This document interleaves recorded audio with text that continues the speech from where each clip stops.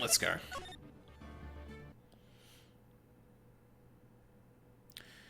That was no accident. I was drugged with sleeping pills. I was murdered by that person.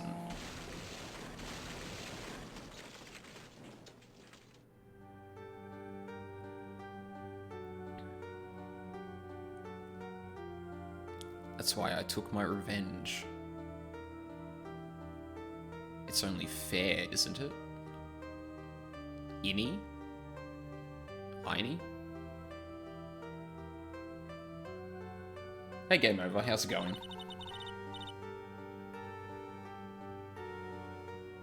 Uh-oh. Yeah, no problems, Game Over. Okay, I'm really interested in the context for this one. I'm doing alright. I don't want to jinx whether or not work is going to get better next week, but, things are looking a bit better than they have the last couple of weeks, so I'm kind of happy. Or, you know, pending. It's not your fault. You didn't do it. No, I did it. I killed that person. But that wasn't you. It doesn't matter. It might as well have been me.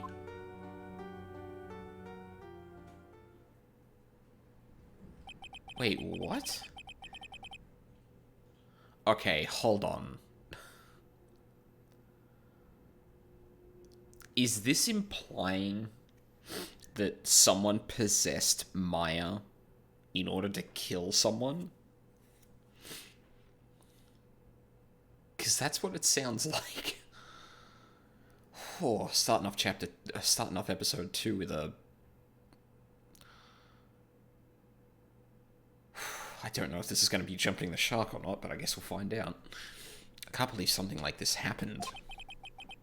The events of that gloomy, rainy afternoon that started this whole mess keep playing through my mind.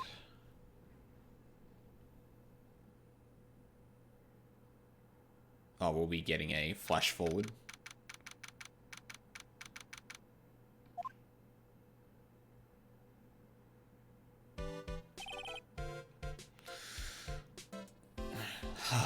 What depressing rain. Do you understand how depressed that makes me? Do you? I guess.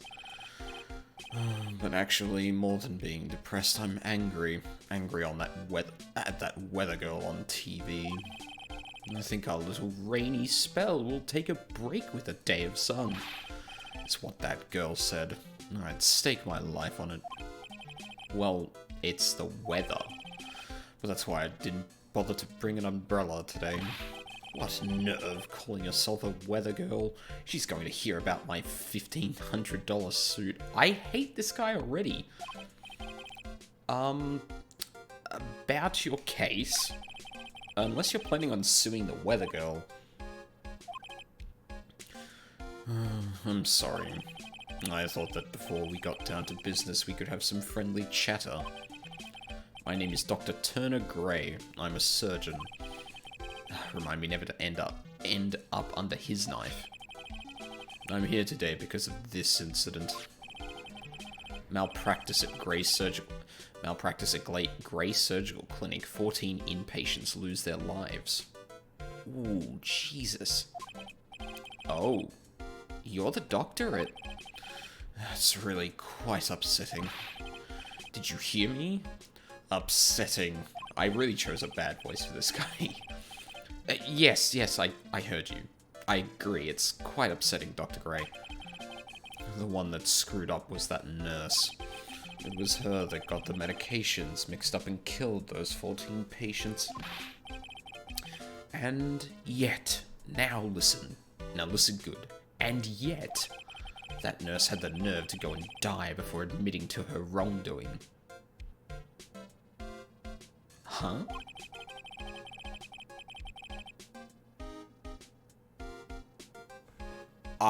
Okay, look, I was kind of kidding when I said, okay, I hate this guy. No, this guy's a piece of shit. Holy fuck. She didn't even offer any sort of explanation to me. And this is the kicker. She up and has herself a grand old accident and crashes her car. Smash. Crunch. Instantly transforming her car into the accordion model.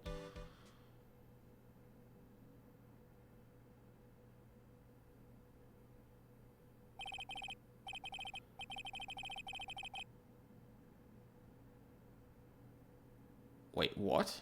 Oh, is this something that happened in the past then? That's right. About a year ago, all the tabloid shows were talking about it.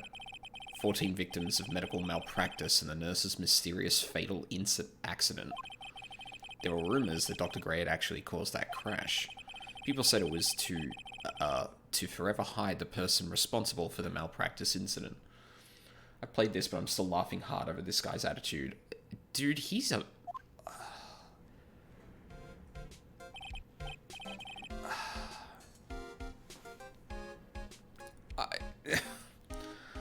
Like, I can barely laugh at it, only laughing at it because it's maybe a bit absurd, but, like, Jesus Christ, this guy does not give two shits.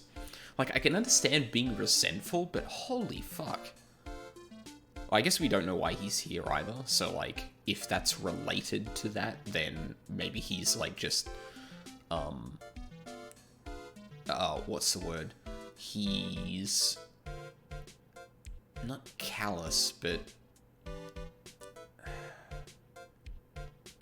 he's of that sort of temperament that he would get, like, majorly upset enough to go to a lawyer's, well, actually, no, if he's going to Phoenix, he's looking for defense, so, like, anyway.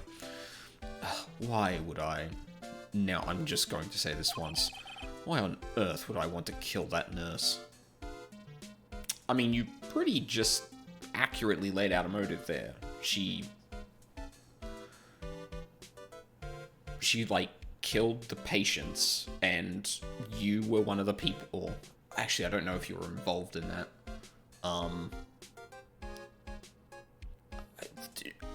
There are lots of reasons, dude. You could have just probably fired her. You're probably going to fire her after what you heard, regardless, because you're that kind of guy, but...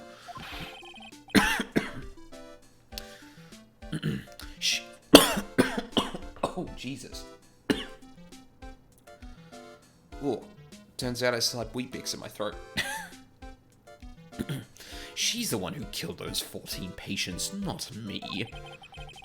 I think you need to take a deep breath, Doctor, and focus. More to the point, this case is over a year old. Why bring it up now? That's simple, because the situation is slipping out of my grasp. This just won't do. My clinic isn't seeing nearly as many patients nowadays. Do you understand what that means? It means they're not coming to my clinic. You don't say. For me, I don't think I'd want to go either. So, what would you like me to do about it? I want you to help me prove I'm innocent. You do realize I'm a lawyer, not a private investigator, right? No, this is something only you can do. Huh? Maya Fey, you know this girl, correct? Maya? Why would he know her name? I heard you were working under her for a little while. Well, yes, I mean... Hey, wait a second here. I worked under her? Yes. Am I wrong? She told me, so I'm not quite sure if...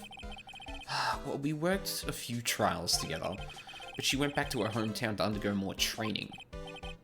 Ah, yes, I heard. That must be lonely for you. What? Wait, I'm not... She must be an extraordinary girl to handle such rigid training. Huh? I have an acquaintance who knows a lot about those mystical sorts of things. She's the one who introduced me to Miss Fey. Is Maya really that famous? Why do I get the feeling he's actually talking about Mia? And I've already set up an appointment. Oh, for what?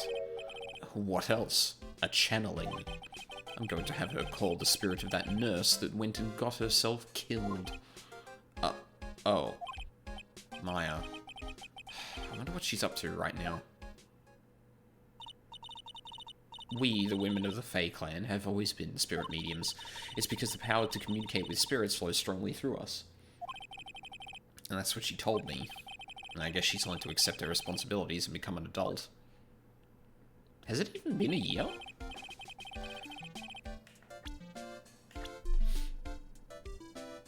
Oh, yeah, no, she's 18 now.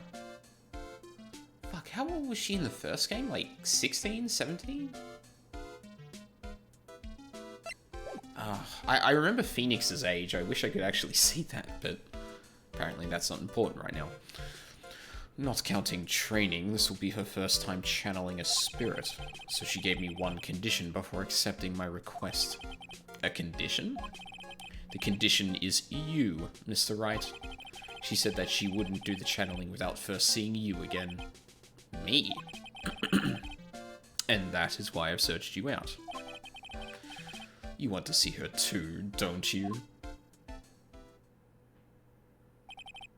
And so, that is how I ended up visiting Maya's hometown with the doctor.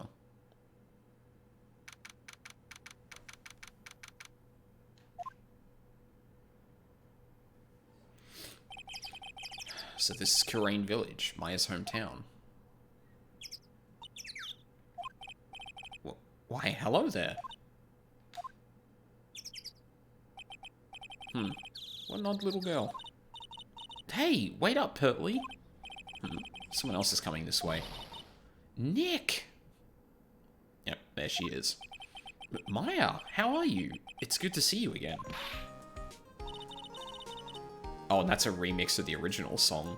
That's nice. Why have I got a message? Oh.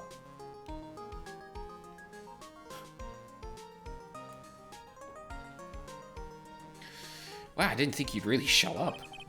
It's not that big a deal. You made it sound like you were so far away. Well, maybe I exaggerated. Just a little. It was only 2 hours by train. If I had known you were this close, I'd have visited more. No, you're not allowed. I already decided, you know. Until I become an adult, I have to work hard and be strong by myself. Oh. Well. Anyway, congratulations. I'm glad to hear training is going well for you. Today's channeling. Looks like you finally become a full-fledged medium, taking on your first job. Yeah, I didn't think it would be this soon. But this case, do you know the messy story behind it? Behold the power of the Maya Intelligence Network. Let's see. 14 people died because of malpractice on Dr. Gray's part, right? And to pin the blame on the nurse, he killed her in what appeared to be a car accident. Huh?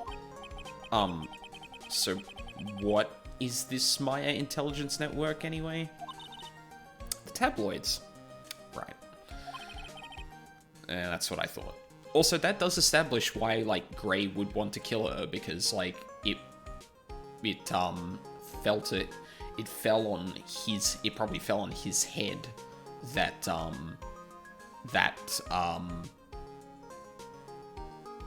like, the responsibility for that happening was probably on him, not specifically his nurse.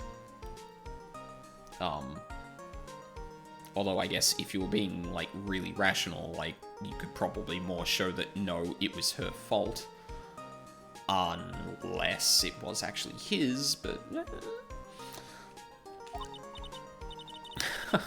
I'm just pulling your leg, Nick. What really happened is the exact opposite. I heard all about it from Dr. Gray. Oh. Oh, come on, Nick.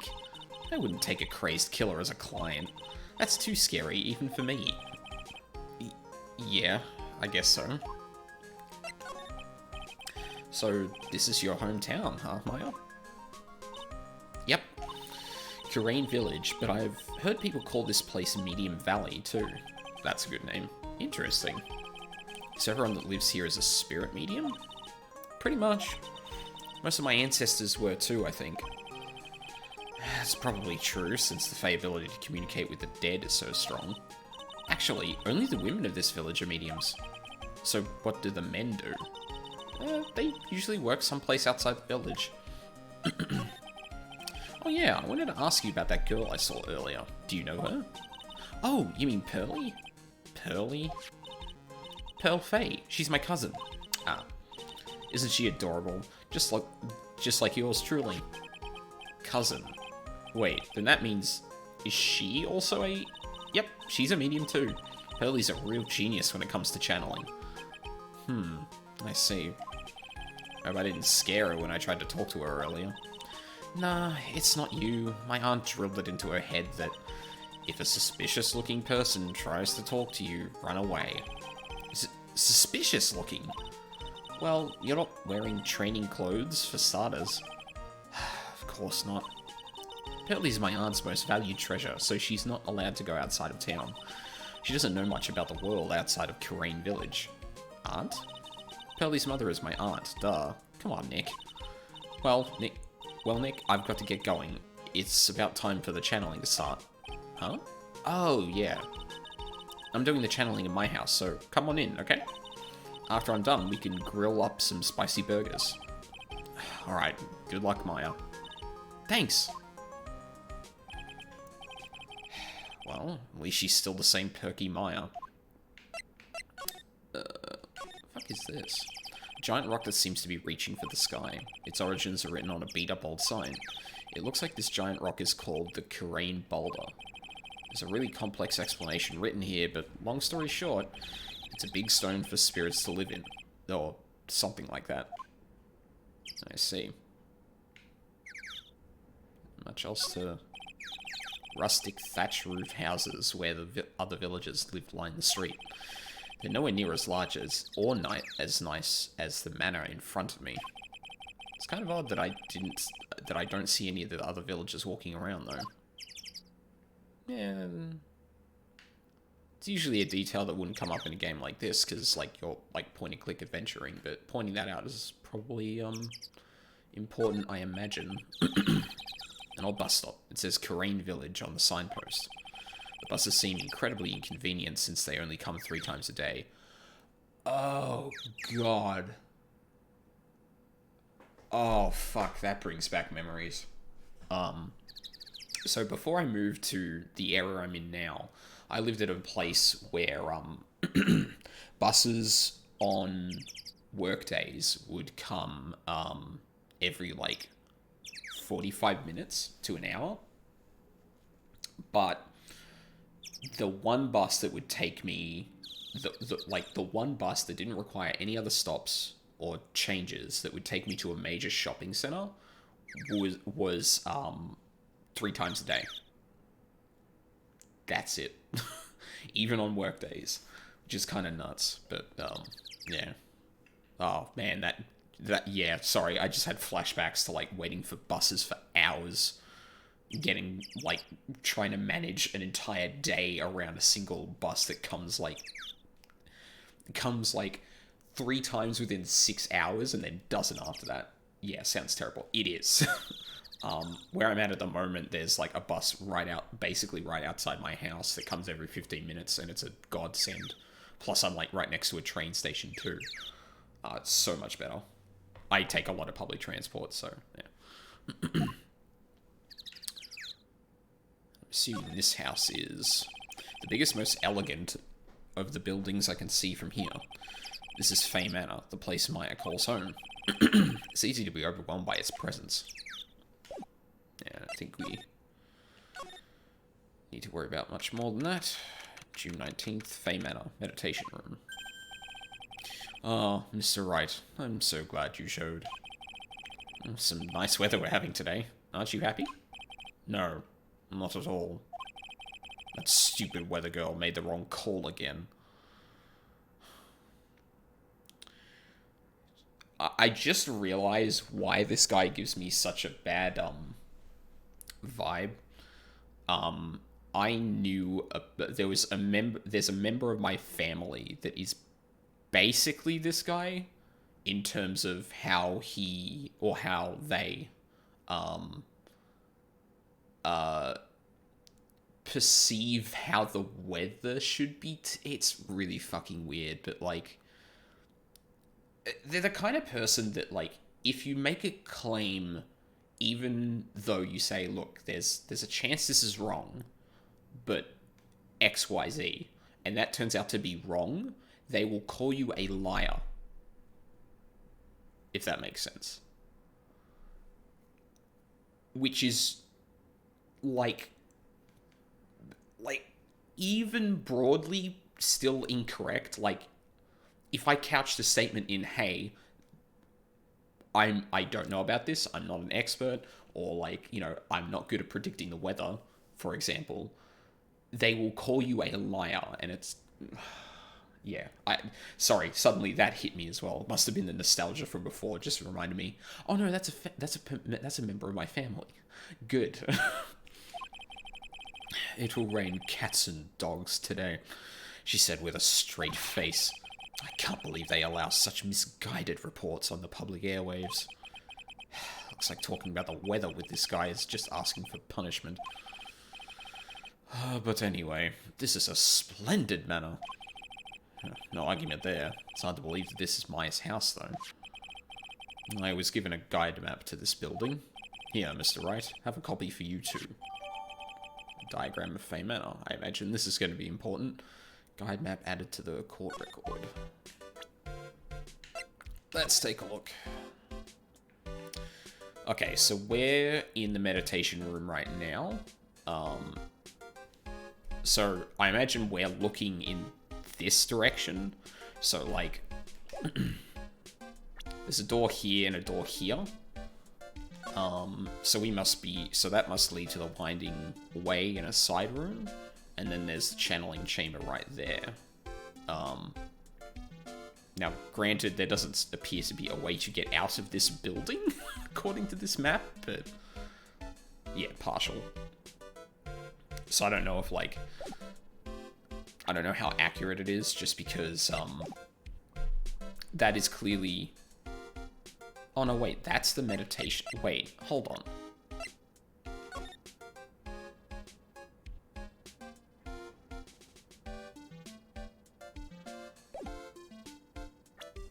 Okay, hold on. That says... I'm assuming that's supposed to be meditation room. It looks more like it says moderation room, but... I'm assuming this is meant to say meditation room, but that's leading outside?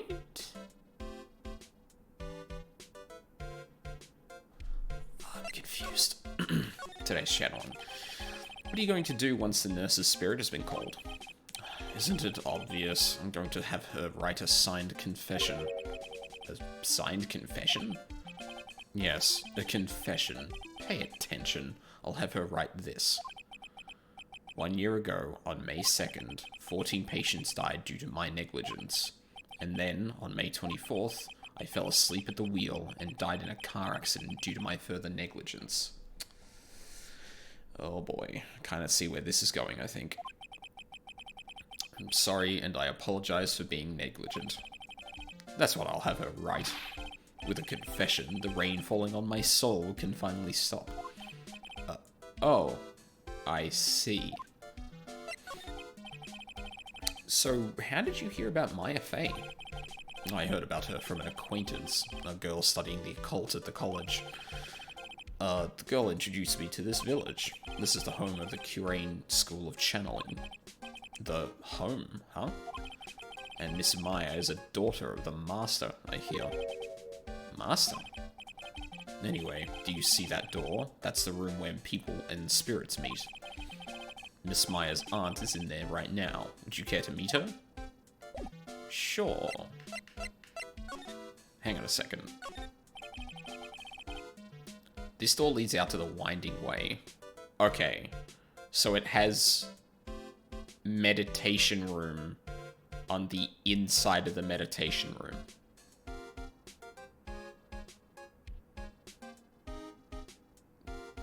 Sure. The weather outside looks really nice. Okay, so that must mean that, yeah, this is like an outside section leading to another room in the house, I guess. Okie dokie. A piece of cloth with a ton of finely written characters jammed onto it. Probably esoteric knowledge only mediums would know. Let's see. Here's one in English. It says, 100 ways to save money. Being a medium sounds like a rough way of life. What is that? Someone with a lot of skill wrote these 4 Chinese characters with a brush. Oh yeah, they are Chinese characters. I didn't actually look at them that closely, but yeah. Oh look, here's a translation. Once in a lifetime. Its message is people should value their ghostly meetings as once-in-a-lifetime chances. And I'm assuming that door leads to the channeling chamber, the place where spirits and people meet. The iron in this door was tempered, making it very solid. Looks like there is a strong lock on this door to top it off.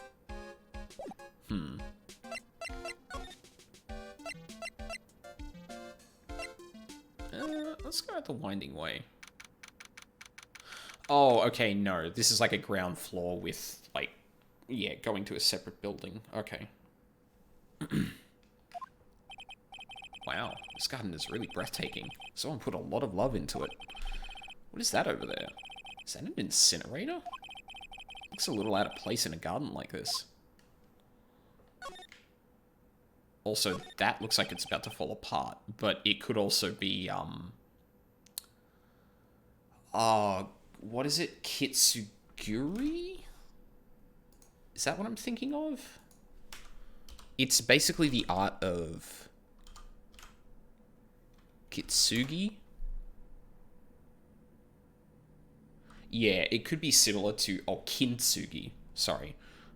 It could be similar to Kintsugi, which is basically like using gold. Not resin, but like... I guess it is... It could be resin. But the art of putting something... Gluing something back together with like golden sort of material to make it look... To make it clearly look shattered, but have like that gold going through the broken parts. Although obviously that isn't gold, so maybe it's just designed that way. It could be translucent as well, but it's a really old urn. The ashes of a person long dead are inside. Looks like something with a long history. Other than that, it's not very interesting. So time to move on. Looks like there's a room over there too. A peaceful feeling is emanating from it. It's a small incinerator. I don't think garbage trucks come all the way out here to a tiny village like this, so every family has to burn their own trash. Ugh. A splendid garden with a small lamp and traditional decorations. It's a bit small to walk around in, although that incinerator piques my curiosity. Yeah, I already looked at that, but we might as well go exploring. So this is the side room. Looks like it's wow, words. Looks like it's more of a break room. There is bedding spread out on the floor. It looks like someone's sleeping in one. I shouldn't disturb them. Wait, did we just literally walk in on... Wow, that's fucking rude. We just walked in on someone sleeping, and we're just gonna, like, examine the room, like, yes.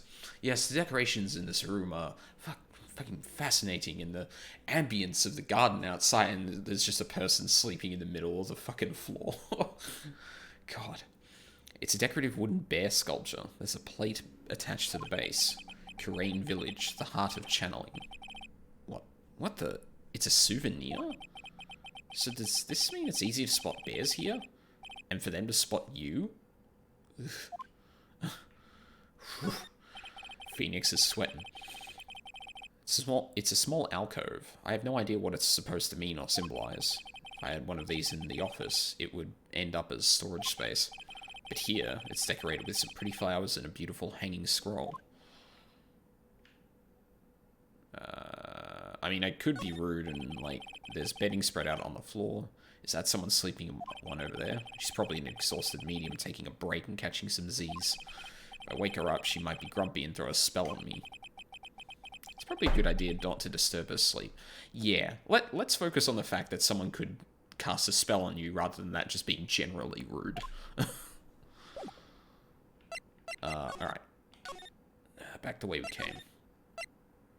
This navigation is making a lot more sense, though, which is nice. Like, I can't just go to the side room for no particular reason. Although, like... oh, God, like... Old critique, I know, but... I should clarify that the first game actually made a lot of sense in most cases. It's when, like, you had multiple outside things that you could technically say were all interconnected by the outside. But they had to limit the amount of choices on here, so... Yeah. Anyway. It's not nearly as bad as... Yeah. Already I'm getting some bad vibes from recently playing Danganronpa V3.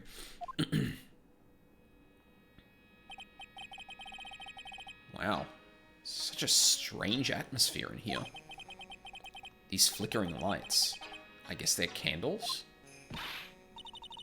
Good sir, who might you be? I'm my name is Phoenix Wright. Oh, you must be that good sir.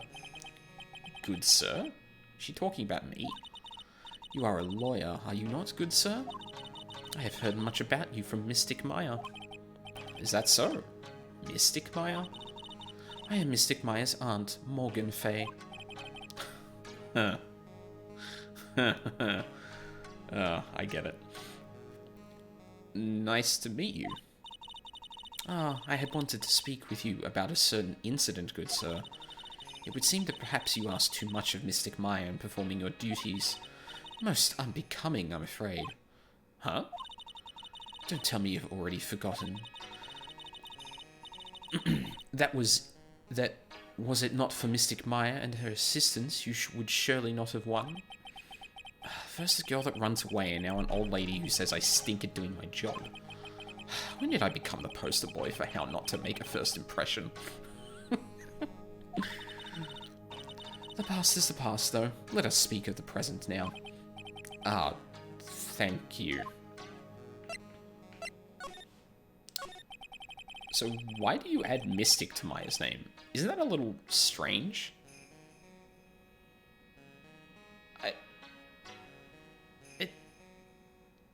No? There are a lot of places that, like, use profession titles to indicate a specific person.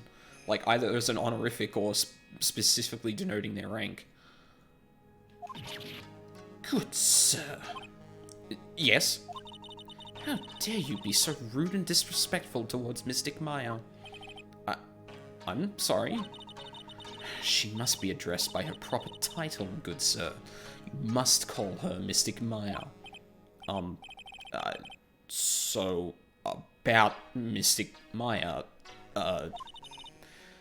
it is the blood. Excuse me? Blood? Mystic Maya carries the blood of the Master. In actuality, she is the only one remaining. Ooh. Only one remaining? What's that supposed to mean? Mystic Maya is the last of the rightful heirs of the Kurain channeling technique. Okay, then where do you stand? That is a little more complicated. Although a woman of the Fey clan, I am merely a member of the Branch family. Branch family? What's that? It is as it sounds. For a member of the Branch family, no matter her spiritual power, she can never become the master of the Kurain school. So, how strong are you? It is a shame, however, I will admit. I cannot even begin to compare the lowliness of my power to the Master's. So that's how it is. So...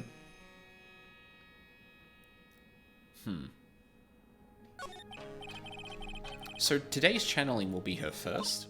Yes, good sir. Because the spirit of a person who dies in a traffic accident is usually very strong. It is usually easier to call that person to our world. Traffic accident, indeed. The channeling will take place here, in this channeling chamber, good sir. As you can see, I am in the process of preparing.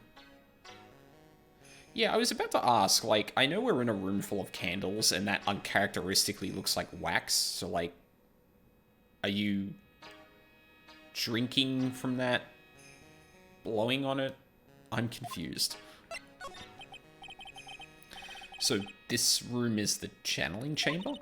The place where a spirit medium speaks with those who have departed. I don't suppose you'd mind if we observe the session. Oh, do not even think of such nonsense. Only the medium and the client may enter here. Oh, how convenient. Oh. The secrets of the curating techniques can only be seen... cannot be seen by just anybody. That never stopped Maya from doing it in front of me before. It is also for your safety, good sir, if something were to go wrong. That is why, while channeling is being performed, that heavy door is securely locked. Oh, that's what the lock is for. Oh, yes. I wonder if you have yet to meet Pearl, good sir. Pearl? She is an adorable, angelic young girl. Oh, that odd... She's my daughter. Now then, what was it you were about to say? Oh, what a cute daughter you have. I really appreciate when, like, because it's really tropey for someone to, like, put their foot in their mouth and then have someone, like, react of, like, how dare you? And I know she already did that, but, like, I always love characters, like, jumping in and going, before someone says something stupid and saying, oh yeah, they're my daughter. Sorry, what were you, sorry, I interrupted you. What were you going to say? And them going, did you, nothing. A pure heart that knows not of the evils in this world is a powerful thing, good sir. Please refrain from affiliating with her, I request. Wow. Well, it's not like I had the chance to anyway. I must insist and stress that you not let it occur. Okay, I get it.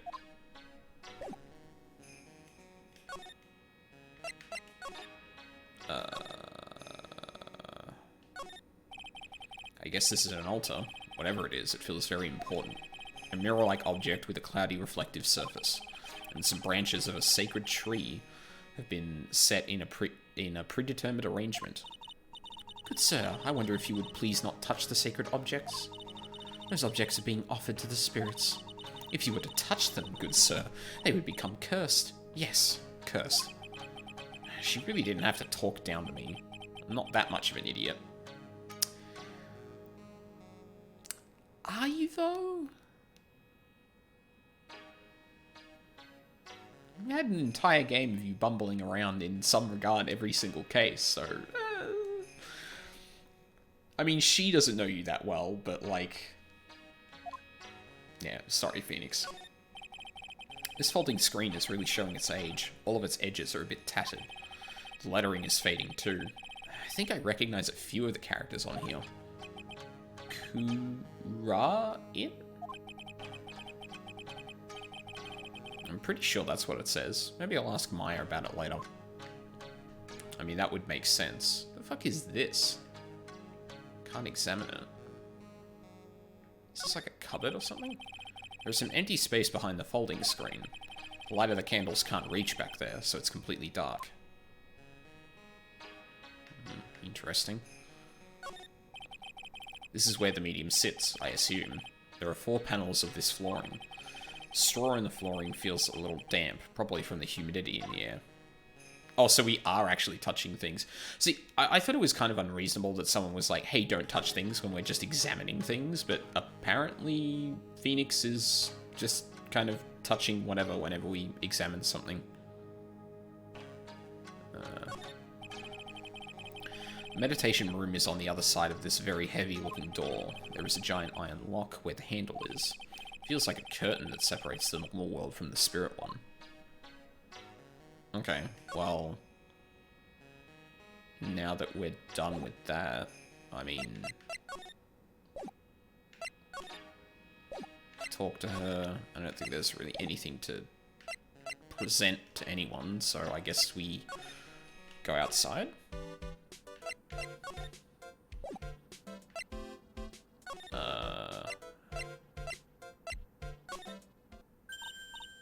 Hey, you! Hold on now. This girl's got a few questions to ask. Hmm? Sure I've heard that southern accent somewhere before. What is she doing here? Oh, well, I'll be. It's Mr. Phoenix, right? How you been? Haven't you seen you in, what, a year? You are a lot of hair.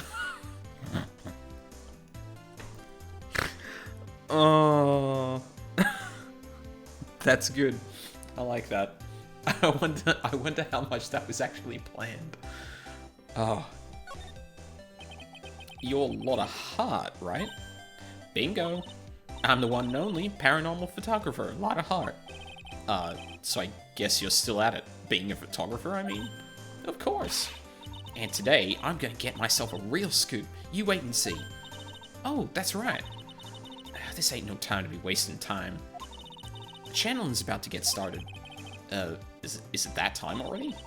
We all should hurry up and get to the meditation room. What are you waiting around for? Come on. I mean, we were literally right there. A lot of heart, huh? I've been judging her harshly because of that case. But I guess looking back, we had some good times too. Alright, back to the meditation room then.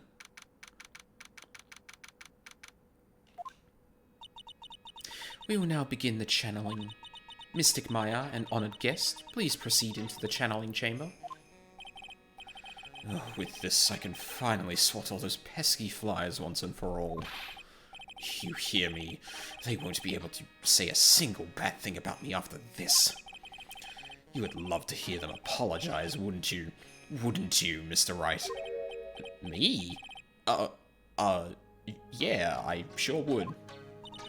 Mystic Maya, do you have the channeling chamber key? Yep, right here. That looks like the fucking... That looks like a plot point in a part of JoJo that I will not talk about. Because that would be a spoiler. In some way.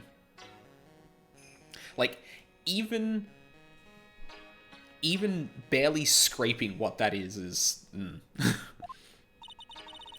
That is most satisfactory. That key is one of a kind. Please take care of it well.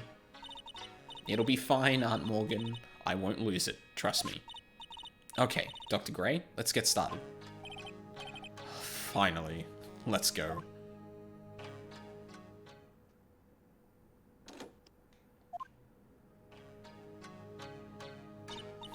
Now, let us wait patiently out here for them.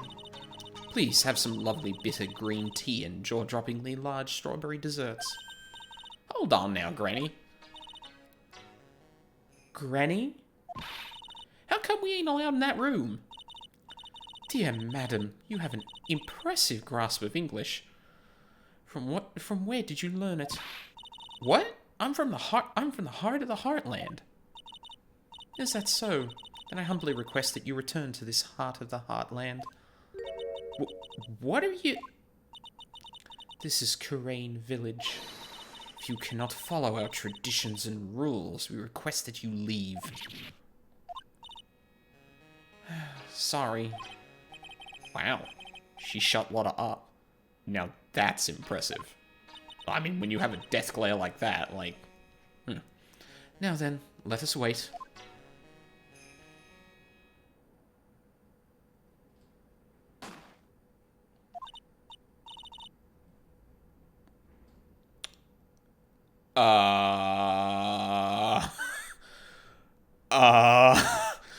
Oh no. Hey now, what was that just now? It came from inside the channeling chamber. Hey, that's a gunshot. Excuse me? I've heard that sound before. It's a gunshot. I bet my afro on it. Yeah, if anyone knows what a gunshot sounds like, it's definitely her. Maya? Maya's in there. Ask Morgan. Miss Fey, what should we do? Yellow-bellied chicken liver, what are you waiting for? Kick it down already. But the key... That key is one of a kind. In this world, there's only that one. Even I am powerless to open that door. Ugh, there's really no other way. No other way. Alright. Stand aside. I'm gonna break the door down. Wait! Please! That sort of recklessness. Yeah, now that's what I call being a man. Slam.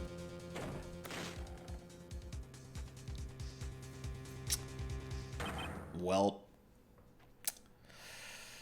yeah, I kind of figured that was going to happen. Dr. Gray. Thanks, Lotta. Jesus Christ. Of fucking course. I was murdered. Maya? That man murdered me. So I killed him. What? Lotta, at a time like this... Thank you, Phoenix. Times like this are perfect for snapping up shots. But anyway, what's going on here? This gal... Is she... Maya? Step away from there. Please leave this area to me. Go quickly and inform the police. But... Hurry, before there are more victims here. Hey, let's go, city boy. Leave this to Granny.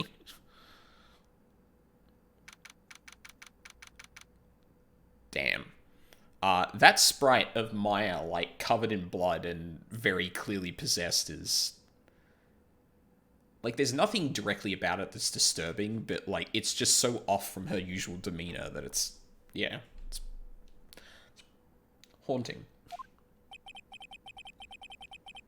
My cell phone doesn't get reception way out here, so I ended up using the phone booth to call the police. And they're on their way. That's good. Lordy, I saw a genuine, mysterious phenomenon. She seems really on edge because of all this. Not that I blame her. I'm scared to death by what's going on. Hey, mister? That gal, Maya, she wasn't the one that pulled the trigger, was she?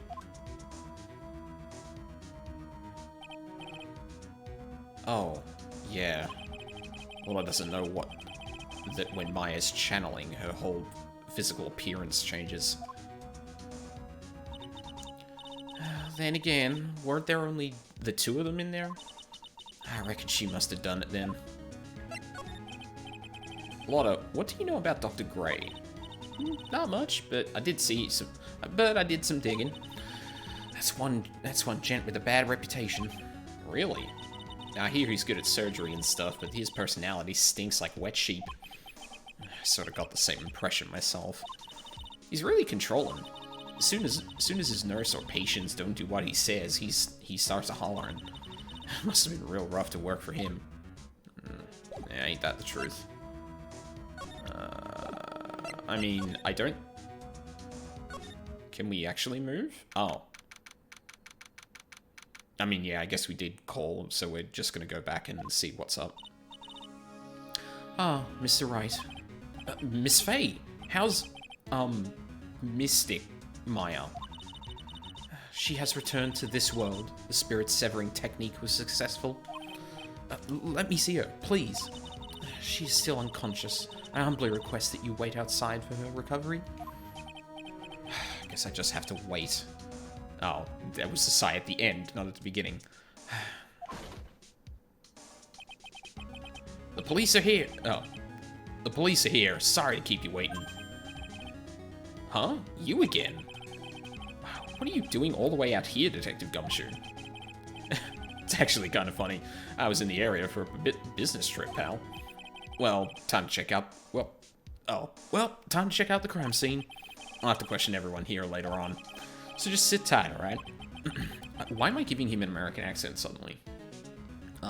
Although, I was watching someone else play the first game, and they have, like, a bunch of people on voice chat to voice act a bunch of the characters, and someone gave this guy, like, a, really heavy New Yorker accent, which unfortunately I can't do. So, like, I can't unhear that in my head now, but I can't reproduce it. Which is a shame. Why is he grinning at me? Shall I show you to the scene of the crime, Detective Jimshu? My name isn't Jimshu. I always assumed he'd have a southern accent. No, he really strikes me as, like, the stereotypical, like, private investigator. And I always associate that with, like, a very either noirish, American setting, or very specifically New York. Southern's probably not, like...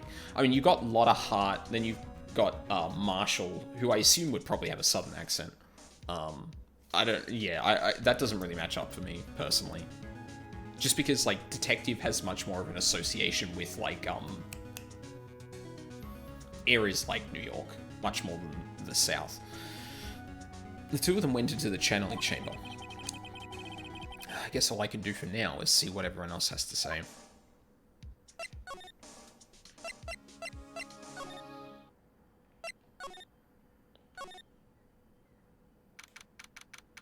June 19th, Fey Manor, side room. Pretty sure there was someone sleeping here earlier. The room has literally not changed. Like, I get it, because all of this is, like, not pre-rendered, but, like, it's, like, one set picture for the background. Like, I completely get, like, why it would be a pain to change it, but, like, they've done that in the past for a couple of other cases, so it's kind of surprising that they didn't, like, clearly indicate that someone was here. Like, how can I help you? That is, who on earth? Like, so isn't it about time to start? Huh? Time to start what? You know, like, the channeling. Channeling? Oh, no, actually, the situation has kind of changed. Huh? Like, what do you mean? Please stay calm, but there's been a murder. So, like, a murder is that thing where, like, one person kills another, right? Yes, a person has killed another person. Oh, that's, what are the words I'm looking for? It's like, totally a bummer. Yeah. After all that effort, that's all she had to say? Oh, I'm sorry. I forgot to, like, introduce myself. My name is Fey Mini. At the college, I'm researching and studying parapsychology. Oh, fuck. I didn't realize who was talking there for a second.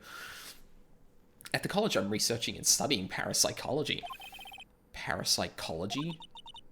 That's right. I think people, like, usually call it occult studies or something. Like, supernatural phenomenon, ESP and psychic powers, that sort of stuff. That's pretty out there. I'm Phoenix Wright, attorney at law. Okay, so I don't know when it was, but I referred to this game as Phoenix Wright, attorney at law, instead of Ace Attorney, and I don't know why I did that. I feel like he said this before, but maybe I'm just, like, trying to, like, justify it to myself. So, what brings you here today? So, I was the one who told Dr. Gray about this place? He asked me, like, do you know of a good spirit medium? Dr. Gray did say something about being introduced to this place. 'Cause, like, talking to dead people and, like, multiple personalities are my thing. I see. Then why were you here taking a nap? Why were you taking a nap here? Like, I wasn't feeling good. That is fucking adorable. Like, clearly it dits in an airhead, but, like, that is absolutely cute. Huh? I'm, like, allergic to sesame seeds. Can you actually be allergic to sesame seeds? Is that a thing? Huh. They, like, must have put some in the food they served for lunch. Oh, that doesn't sound fun. So I, like, felt sick and came in here too. And came in here to, like, sleep. I totally feel like I've wasted my time because I, like, slept a long time. Okay. So you were sleeping here the entire time? Yeah, ever since lunch. So you don't know anything about the murder that took place? Like, what? Oh, that! I, like, totally know nothing. So who was, like, you know, killed? The surgeon that requested the channeling, Dr. Gray. You and Dr. Gray knew each other, right? I don't know any Dr. Gray. Oh, really? Then what was all that talk about him earlier? Huh? Well, like, a long, long time ago, I was, like, a patient. Yeah. She sounds like she's trying to hide something. You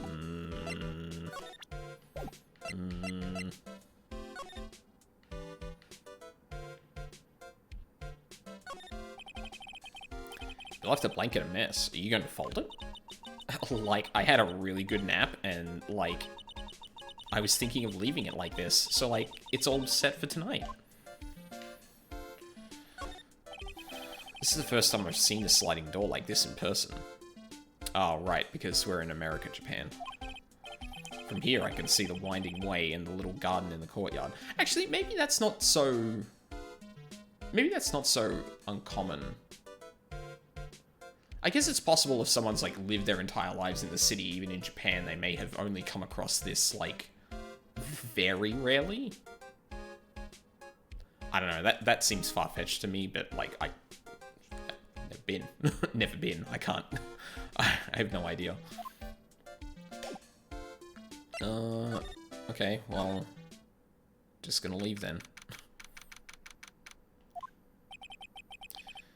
There's no one here, as usual. Oh. Ah! Hey! How are you? You're Pearl, right? Silent as ever. What's that she's got in her hand? I've seen it somewhere before.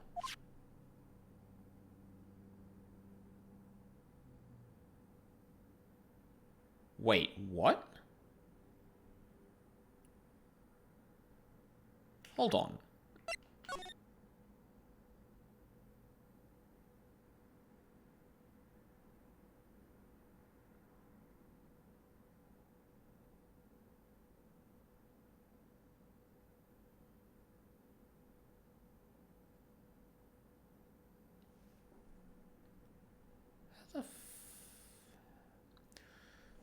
I'm going to do a little bit of thinking here just for the sake of it.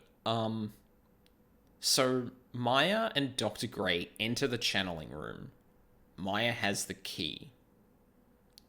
They lock the door, presumably, and we're sitting in front of it the entire time.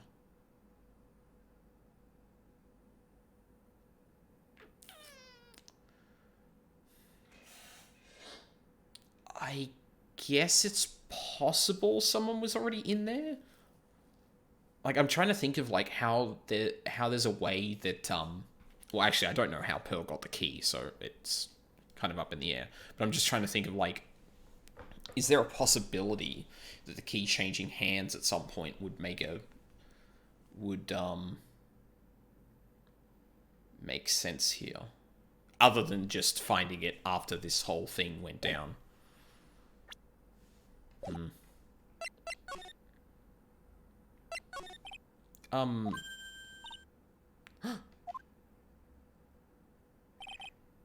What is it? Is it my hair? Is it too spiky? Not spiky enough? Did she go into... No? Oh. Hi again. And she runs away. Heck. Okay, I guess... maybe I can go into the channeling chamber now? Okay, yeah. Police are busily running here and there. I don't see Maya anywhere. Hey, you! Don't touch anything. Look, I really need to ask you some questions. Don't look at me like I'm some sort of uncaring jerk. Tell you what, pal, I'll let you ask me a few questions, alright? Yes, thank you. About Maya. I hate to break this to you, pal, but with the way things looking now, that girl's the only one who could have done it. Yeah, only Maya and the victim were inside this room after all. But Maya is... You can ask more about her later, pal. Right now, I've got a job to do, and that's collecting evidence. Detective Gumshoe looks like a real professional, and yet something about his expression still looks the same. So, Dr. Gray was shot with a gun, huh? Yeah, he was shot in the forehead. But he was also stabbed in the chest with a knife. Huh. A knife? Basically, the Vic was first stabbed, then he was shot. Huh. Interesting.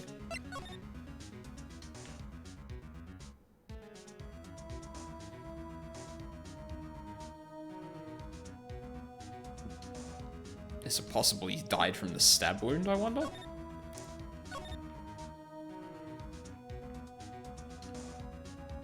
Wow, really? Nothing to examine?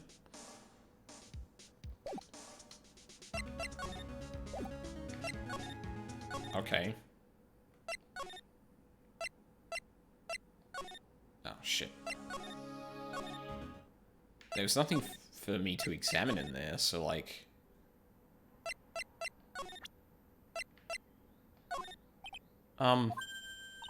Damn it.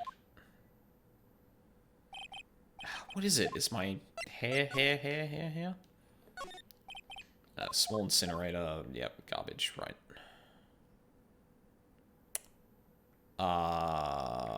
Okay. Are we really doing this already?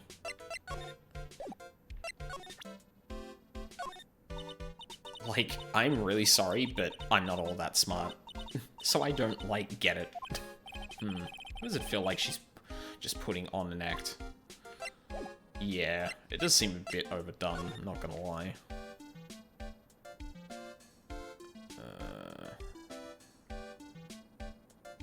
Like, clearly I need to try and get the key off of Pearl. I'm just not really sure how to do that.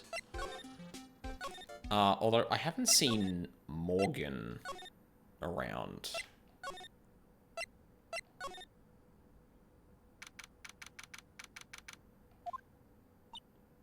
She's probably scared out of her wits after having a murder take place right by her. Lotta? God, don't let me... God, don't let it be... Oh, yeah, okay. I couldn't read that for a second. Jesus Christ. God, don't let it be me next. Hey, don't scare me like that. What do you mean? You're the one scaring me. If I weren't so tough, you'd have another dead body on your hands. Mine. Did you see or notice anything that stuck out to you? Stuck out at you? No. Well, maybe one thing. What is it? Turns out my poor stomach's not good at handling this kind of thing. Huh? What? Curses and ghosts and stuff coming back to get you. This is just too much, I say. What is too much? Being an occult photographer. That's some scary stuff, so I think I'm gonna try being a celebrity photographer now. Going after photos more within your reach from now on. More glamour, less gore. What's up? Oh, yeah. What is it? I took some hot pictures earlier. Huh? Remember? I took some pictures of the murder scene inside. She did. 2 even. The Seance murder. Sure like the ring of that. It'll be a sensational story. Lotta. Sorry, but my journalistic sense is burning inside me. Hate to cut and run, but I'm heading back in. Gotta beat these cops to the scoop of the century.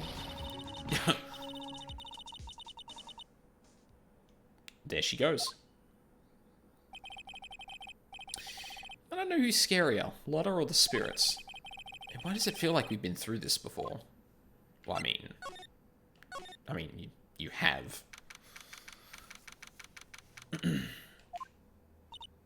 Oh, dear madam, you have such impeccable timing.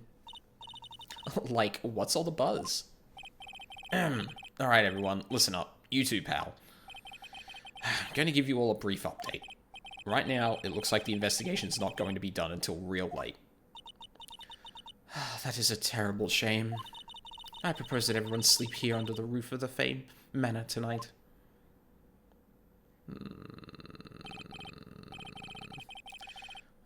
What a mess. I can't believe how crazy this day turned out. Maya was arrested and taken away by the police. Oh. And I didn't see myself getting any sleep tonight. Oh, I don't.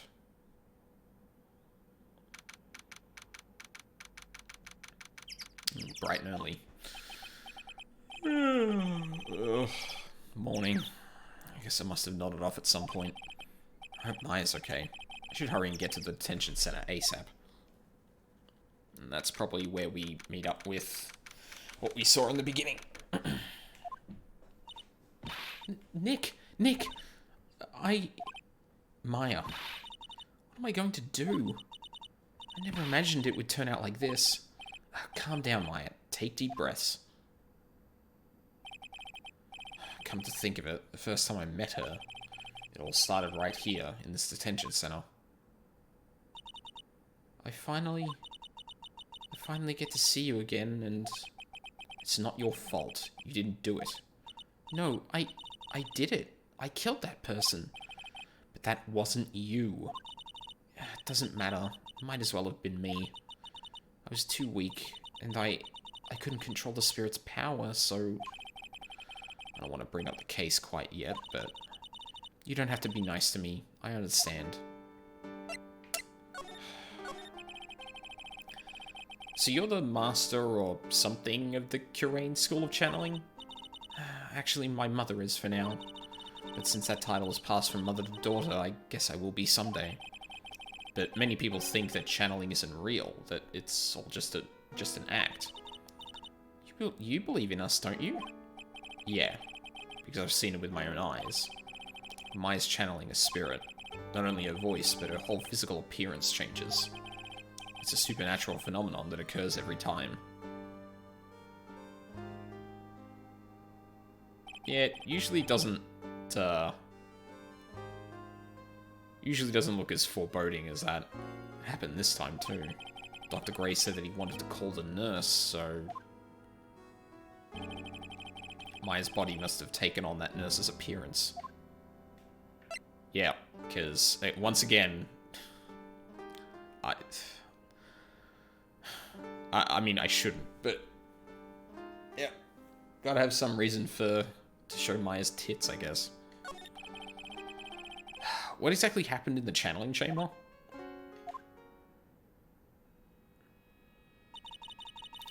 I went into that room with Dr. Gray, locked the door, and sat down across from him. Okay. We closed our eyes, and I began the channeling. This is sounding kind of creepy, like the beginning of a scary story. And that's the last thing I remember. What? After a spirit comes into my body, I lose myself, my consciousness. Then you don't remember a single thing. When I came to, I was being held in my aunt's arms. And there was blood all over my clothes. Oh, but I do remember having a dream. A dream? What kind of dream did you have while you were channeling? I can't remember it all that well, but I was dead and buried in the ground. I couldn't move, and it was unbearable, really suffocating. It went something like that.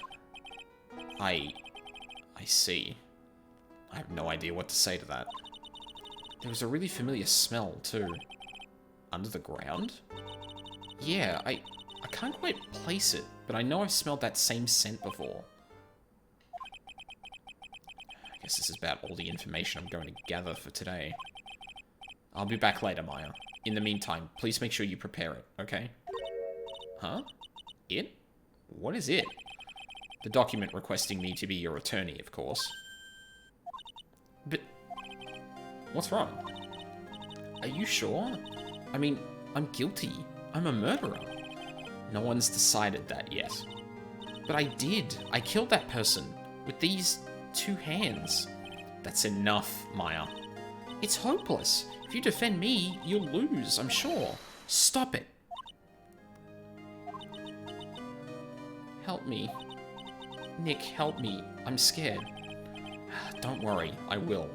When is the trial? It sounds like tomorrow. As usual, 0 prep time. Alright, I'm going now. Wait. This jewel. This is called a Magatama. It's a magical charm, and it's always protected me. Give this to Pearly, and I'm sure she'll lend you her spiritual powers.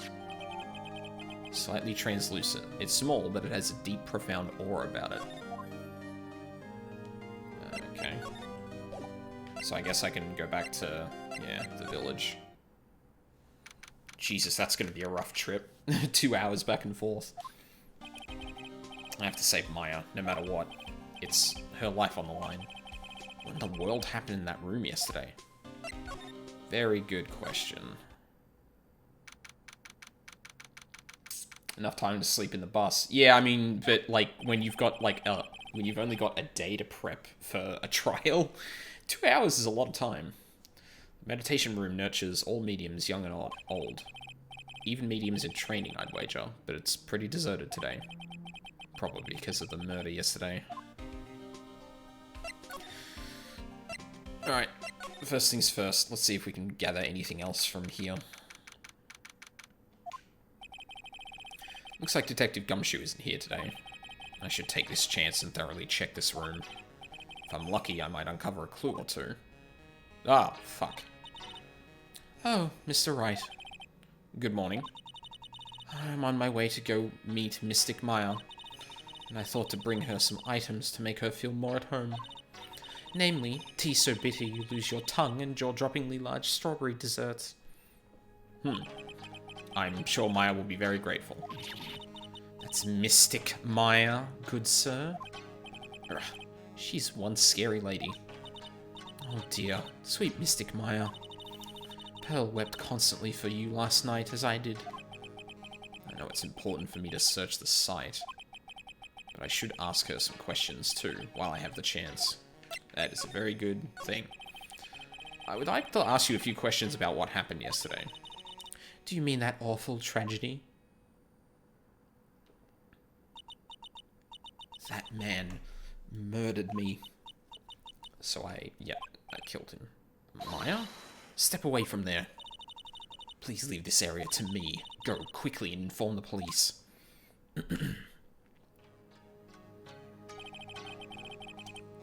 What happened here in this room after I left?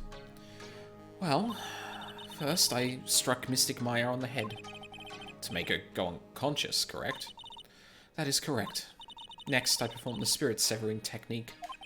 Spirit severing technique? The spirit of that nurse was inside of Mystic Maya's body. I used the technique to send the nurse's spirit back to the other world. I wonder if this kind of testimony is even admissible in a court of law. By the way, what is this room exactly? The channeling chamber? This room was created for the sole purpose of preventing such a tragedy as yesterday. What do you mean? Sometimes, when an inexperienced medium calls an especially strong spirit, that spirit may become violent and revolt, as you witnessed yesterday.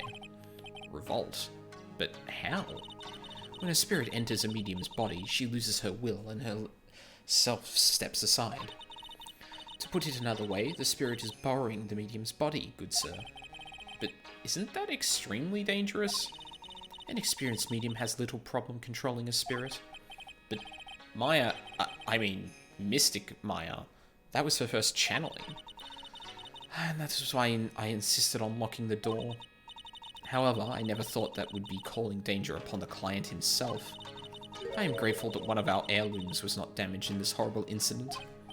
And that would be that folding screen there. It is the Curane's sacred writings. Along with the Curane's sacred urn, they are this village's most treasured possessions. If I ever found out that something had happened to either one, oh, the humanity. Odd for her to be worrying about the folding screen at a time like this. I guess this isn't just some dilapidated old screen after all. So, how is Pearl today? Mr. Wright. Yes? In this world, Pearl is my most treasured possession. When compared to even Mystic Maya, Pearl has the spiritual power to become a master. That's very impressive. Until now, the women of the Branch family have thought themselves to be inferior. But Pearl is different. Her spiritual strength is so great, it's even greater than some of the main family. Yes, Pearl is a channeling prodigy and is the pride of the Branch family. Excuse me. Wow, she's really fired up now. In any case, our world is so different from yours. Perhaps it is best for you to quit, good sir. Quit? Quit what?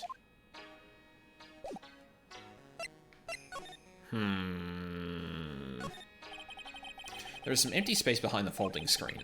The light of the candles can't reach back there, so it's completely dark.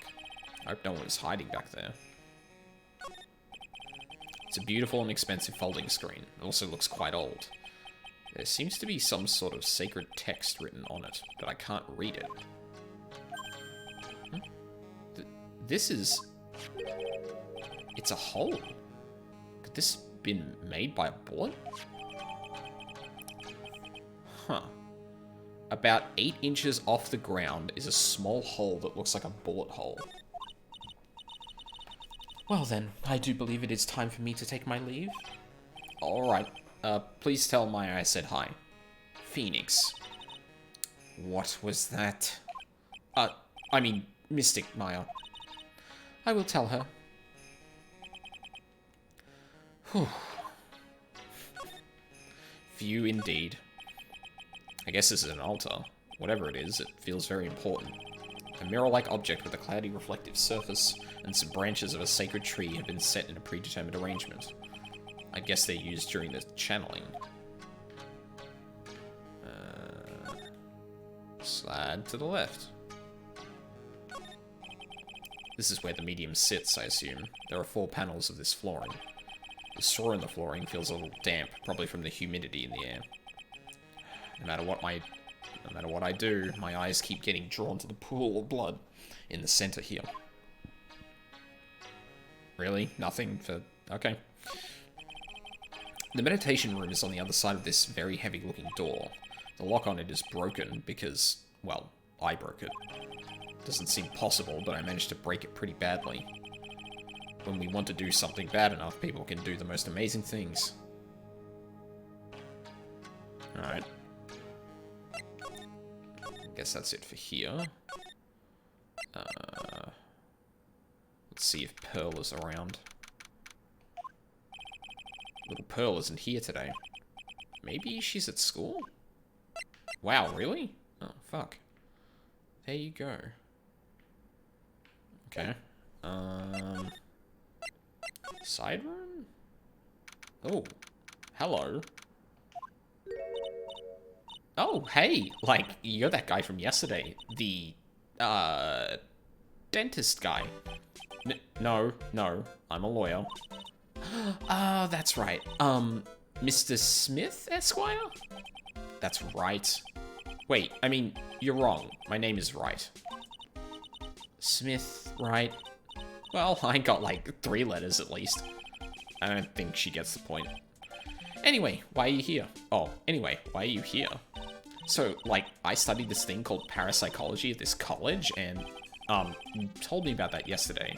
The sesame allergy, too. What I'd really like to know is why you're still here today. Oh, so, like, that's what you meant. Like, you should have been more, like, clear about it. Sorry, my bad. No, it's okay. Like, it's really... That's it? Why'd you stop mid-sentence? Did I? So, like, what was I talking about again? If Lotta ever wanted another genuine mysterious phenomenon, it's right here. Jesus Christ. So, why are you still here today? Like, there's so much for me to, like, study here. Like what? like, the medium's training, or, like, how they inherit their spiritual power? I suppose. This village is the real thing, after all.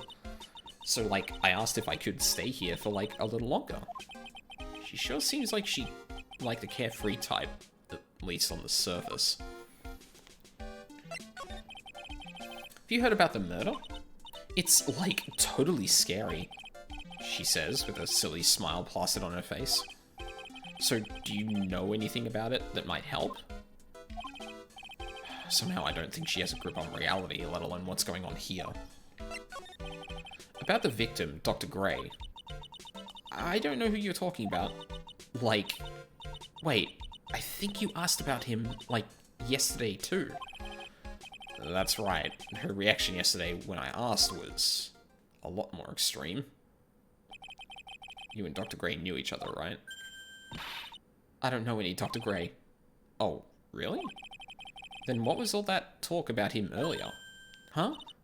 Well, like, a long time ago, I was, like, a patient. Yeah. Okay, she is definitely hiding something from me. Like, is something wrong? The fuck is that? Now where did this box come from? Sure this wasn't here last night. Looks like a box for storing clothes, but it's pretty big for just clothes. It's mostly empty, but a few folded pieces of channeling costumes sit at the bottom. Could that possibly have been in the room? It's a decorative wooden bear sculpture. There's a plate attached to the base. Korean Village, the heart of channeling. What the? It's a souvenir? Isn't it cute? I, like, totally bought that. So it's yours, huh? Yeah.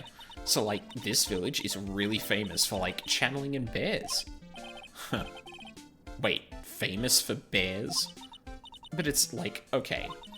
If you ever, like, see a bear, you just play dead, and they, like, leave you alone. Is that right? I like her idle animation. Yeah, she is very animated. It's cute-ish. Fuck, cute is not the word I was going for, and then I just said it, and I said ish to make it... Cool. Apparently today's a bad brain day. That happens from time to time. Yeah, it's very, it's very purposeful in that it feels like I should be taking this character at face value for that animation, but every time... But Phoenix and the way she's been acting, or Phoenix's thoughts about her and the way she's been acting, it's clearly like, there's something going on here. You might be putting this on. Yeah, because, like, fighting back is totally of no use. She actually tried to fight one? That is a very good question. Okay.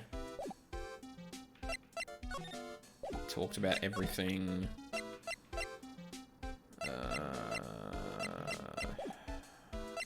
Okay, I think that's about it. So hopefully we run into Pearl. There she be. Ah! You surprised me. And how are you today? Guess she isn't open to friendly chatting. Huh? She's still holding something in her hand. It looks like the same thing she had yesterday.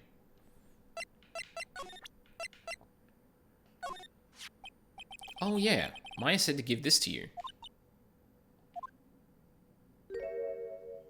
Oh no. Oh, I'm in trouble now. If Morgan sees us like this, I'll be the next one they're channeling. That's Mystic Maya's... Huh? She actually spoke. Who are you? I'm Phoenix Wright. I, worked with Maya. You worked with Mystic Maya? You're Mr. Nick, right? Excuse me?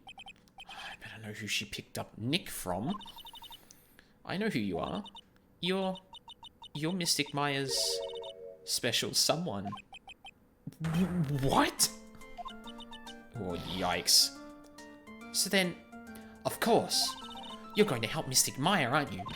That's what you're going to do, right? Well, yeah, I will.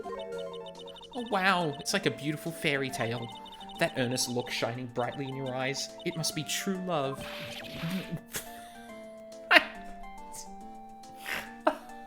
I don't know why the fact that, like, the reaction sounds sound like RPG sword hits and stuff like that. I don't know why that kills me so much, but it fucking does. What? Why am I being boiled into... Oh, something's in my eye. Oh, hold on a sec. Oh, fuck, that was actually painful. What the hell? Why am I being boiled into a bright red lobster by this little kid? I'm so jealous of Mystic Maya. Ah, what a wonderful relationship. Wait, I mean, things aren't like... I can tell you're a good person. Alright, Mr. Nick. I may be small, but I'm going to help you in any way I can. Hooray. Pearl, are you friends with Maya? I feel very grateful to be friends with her. She's so great. I want to be like Mystic Maya when I grow up. I really look up to her. Wow, I had no idea Maya was so revered. Usually when people don't use Mystic Maya's title, I get mad. Oh, sorry. But if it's you, Mr. Nick, then it's okay. Because you're special to her. Where in the world did she get an idea like that? By the way, this may be rude, but which channeling school are you from? Which channeling school? Yes, for example, I study the Kurain technique. Oh, I get it. No. I'm a lawyer. A lawyer? Lawyer? Yep. Is that related to spirit mediums in any way? None that I know of. Wait, are you telling me you don't know what a lawyer is? I'm sorry, but I have no idea. How old is she? She's 8, Phoenix, for fuck's sake.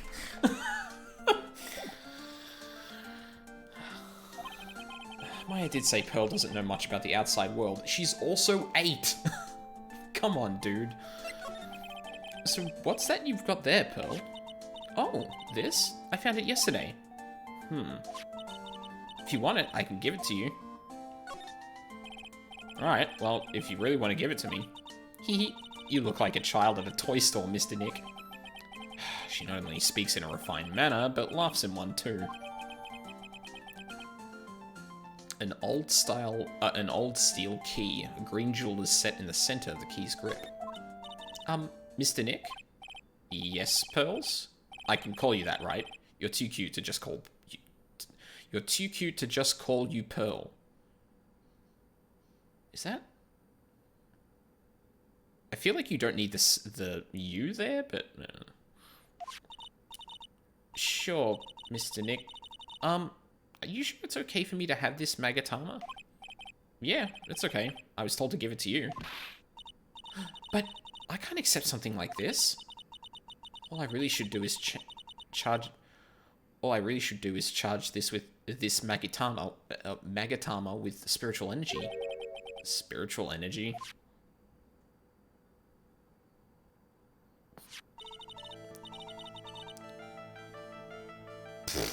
Okay. Pearly makes sense, but pearls? Yeah, that's kind of weird. Yeah, like, there's a... Oh, I guess it's actually a combination of those two. I was thinking of, like, how a lot of Australians really get just nicknames that is their name with, like, S or... oh, fuck, how do I explain this?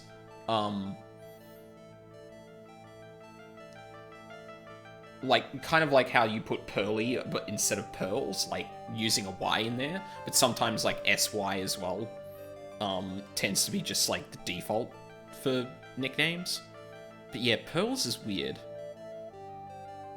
Like, you'd think he'd go to something that has a little bit more of a kiddie sound to it, like Pearly, but... I don't know. That could be a translation thing, for all I know. Please take this. I'm sure it will be helpful.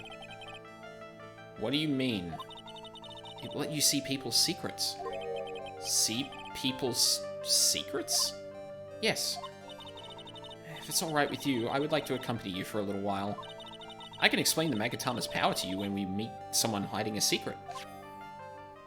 So we're literally going to start reading minds? I bet in Japanese he said he'd call her Harumi-chan. Oh no, I checked. It's Hami-chan. Yeah, so like abbreviating it. That kind of makes sense. Well, that makes more sense in Japanese.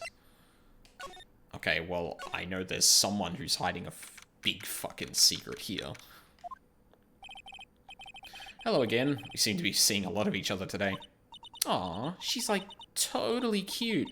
Is she like your daughter? What? No. How old do you think I am? I want to ask you about the victim, Dr. Gray. I, like, totally don't know him.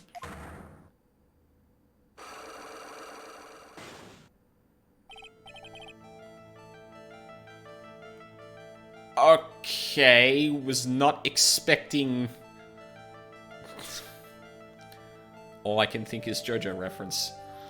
You gonna like this? Alright, alright. What is that? Huh? You can see it, can't you, Mr. Nick? You can see the lock on that person's heart. Huh? What? Oh! A whole bunch of people referencing this. It just clicked for me. I remember someone was talking about Phoenix Wright and, like, unlocking the lock on their heart, and I'm like, isn't he a defense attorney? The fuck's that got to do with this? And when I didn't see it for the first game, I was like...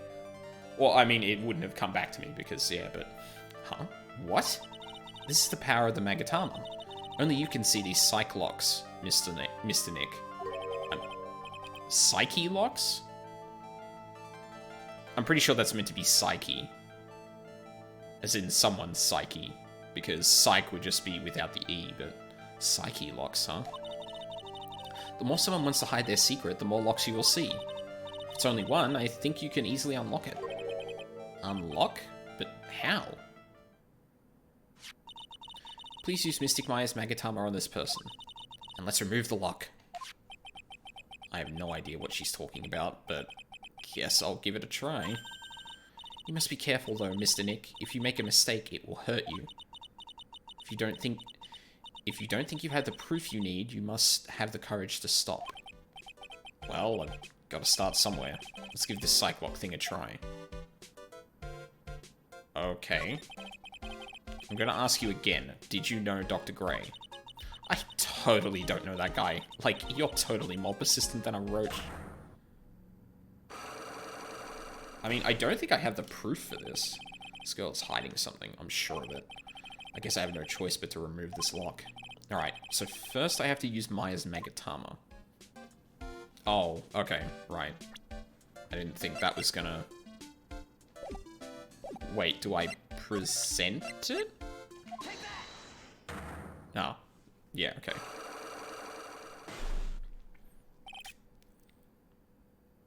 Oh. Oh, is this like a cross-examination? That's neat. Eeny meeny, I believe you do know who Dr. Gray is. I told you, like, how many times do I, like, have to repeat myself?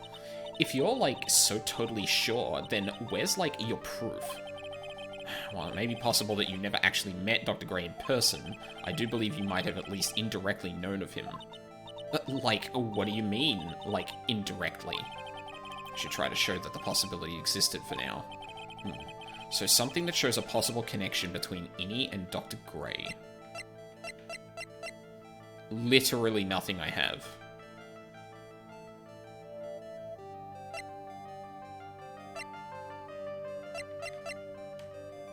Oh, actually no. Didn't he get this from her?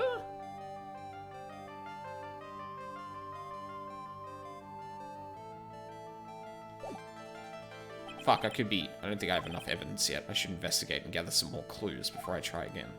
Okay, so you can just back out. That's good to know. I like this.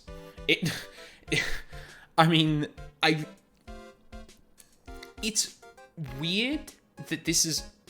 It's weird that this is presented in such a way that it's like, specifically supernatural, where I could just believe that, like, this thing that just exists. Or sorry. So, mechanically speaking, this thing is presented entirely supernaturally, whereas, like, I feel like you could just have it so you do cross-examinations. And, like, you know, Phoenix gets the hint that, there's probably something more to this. Like, similar to how in LA Noire, where, you can just... Like, it's not presented as, like, yes, you know, Cole Phelps has the ability to unlock someone's heart, so they tell the truth. It's just like, no, I'm gonna present you with the thing that tells you you're bullshit, and you're gonna have to start talking sense to me. Like, the supernatural bent of it is a bit weird, but I do like that this mechanic is just kind of, is now also in, the investigation. That's neat. Because it presents you with more of the picture, before you get to the case, before you get to, court, which is nice.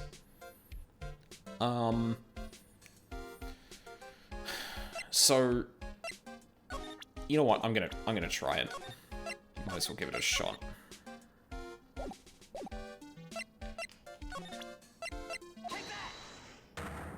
Let's try again.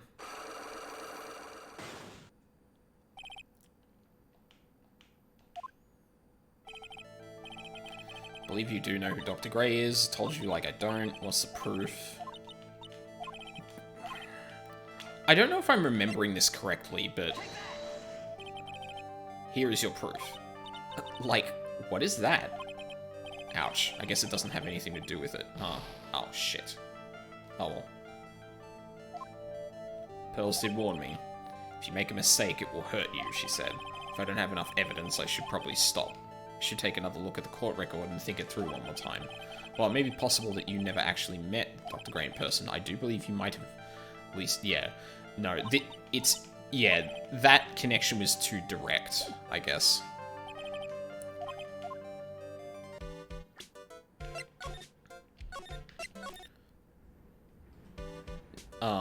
Yeah, that was too direct a link, because I thought, oh, that person gave that, but...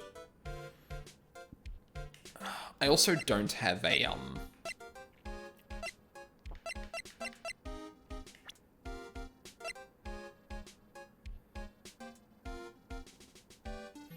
Oh, unless it's because of the...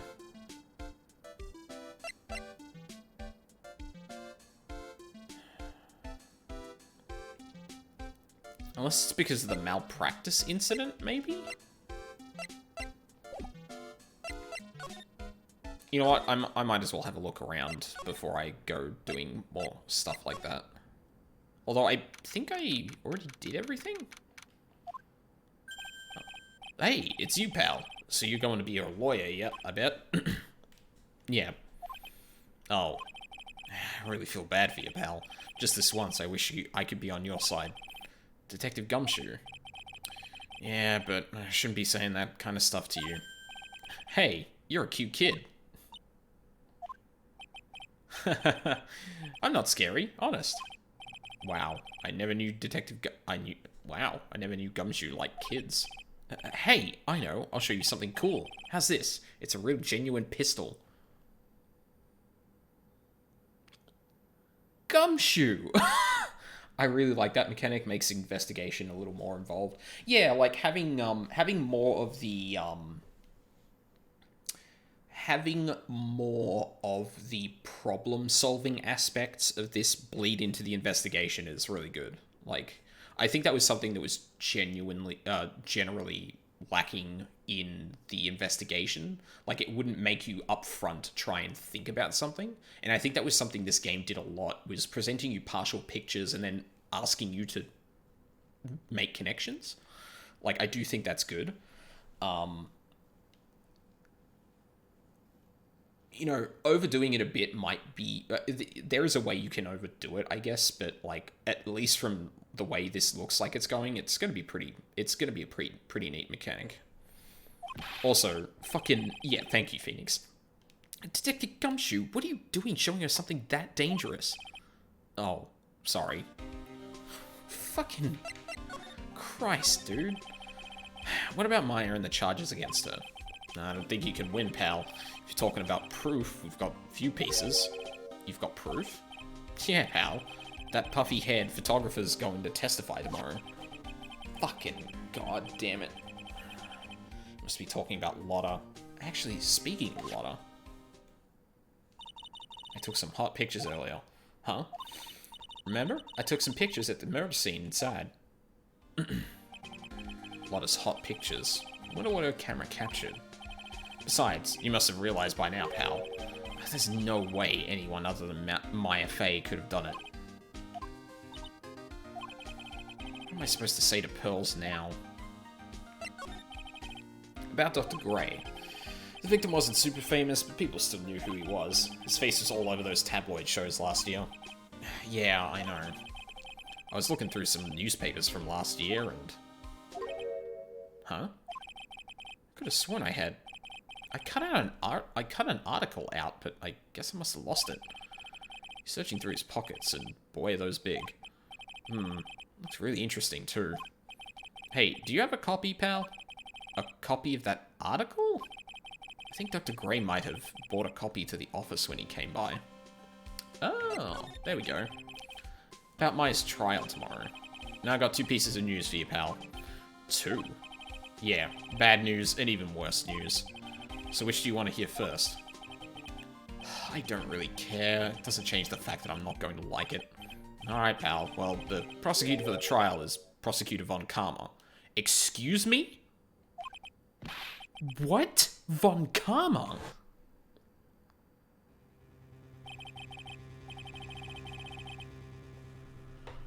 Didn't he get exposed for being, like, a piece of... Like, he's in jail now.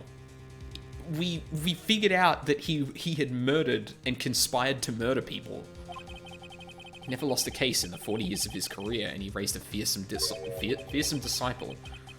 The horrible aftertaste of the evil he force-fed me is something I'll never forget. Like, that was the culmination of the Wait a sec. But didn't Von Karma stand trial, and... That's where the other piece of bad news comes in. The Von Karma you're facing tomorrow is actually his successor. Successor?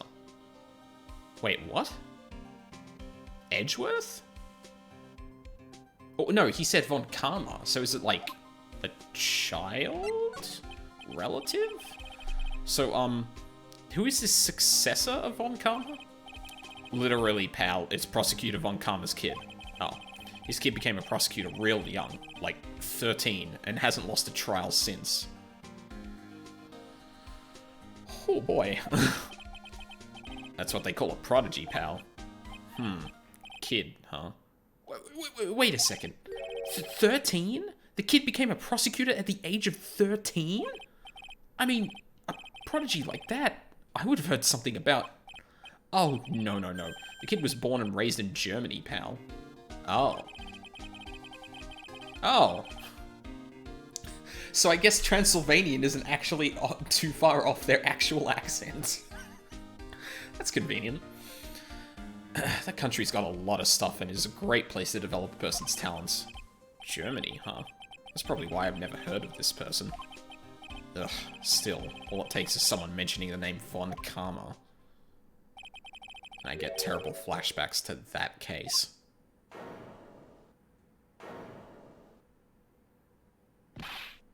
Stop it. Get a grip on yourself, Phoenix.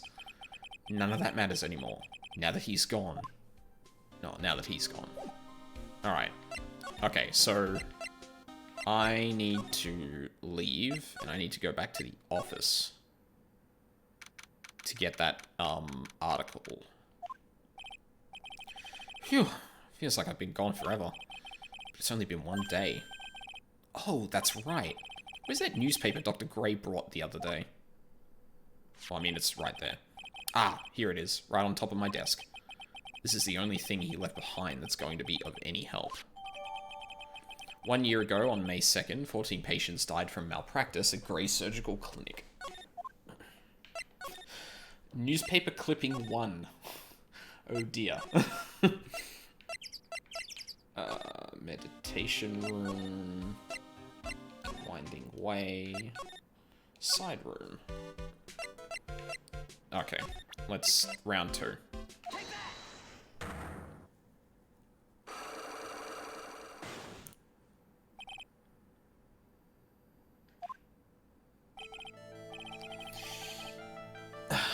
Eeny Miny. I keep calling her like Eeny Meeny and Eeny Miny. Ugh. I'm probably gonna switch that, I'm sorry. I believe you do know who Dr. Gray is. I told you, like, oh, we've been... well, you indirectly know of him. Yep. That would be this. Here is your proof. Like, what is that?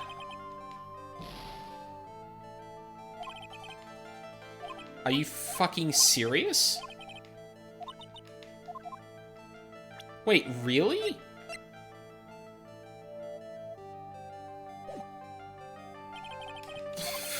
Okay, then. Like, do I really have to show that to Gumshoe or something? Dr. Gray brought this over to my office the other day, and... Hey, it's that news story. The one about the malpractice suit. 14 patients died and it caused a huge stink. Yeah, but that's not all, pal. Things only got worse after that. You mean the car accident the nurse died in? Oh, here you go. Here we go. I brought my own clipping with me today. Here, pal, this is for you. Alright, thanks.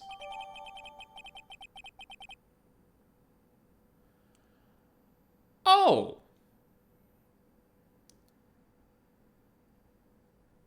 Really? Okay then. That certainly is a more direct, indirect connection. Although, like... I get what this is going for, but technically I feel like she would have known who he is through the first newspaper clipping. But I guess it's like... Or no, like, it has to be, like... It has to be proof from my perspective, because, like... I don't know that I don't know that there actually is a connection between those two, other than the fact that Miney or Eeny, sorry,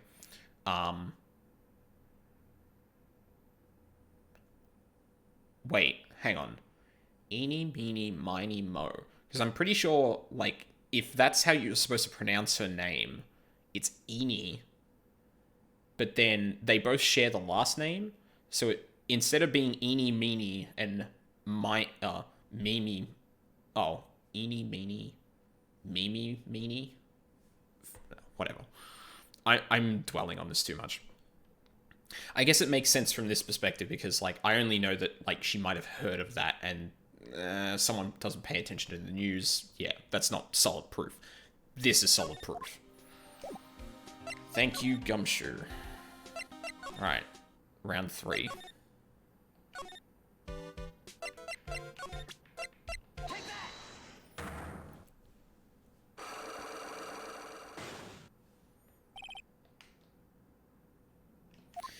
Yeah. That's definitive.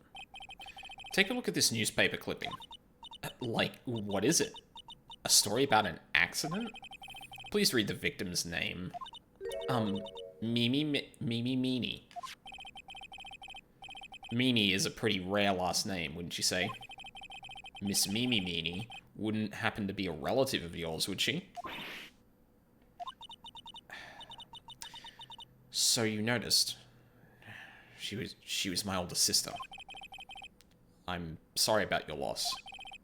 Your sister, was she a nurse? Perhaps at Dr. Gray's surgical clinic? Gray Surgical Clinic. I don't think I need to tell you that the clinic that the clinic was run by the victim, Dr. Turner Gray. Which is how you knew of Dr. Gray. You knew him through your sister. Got him.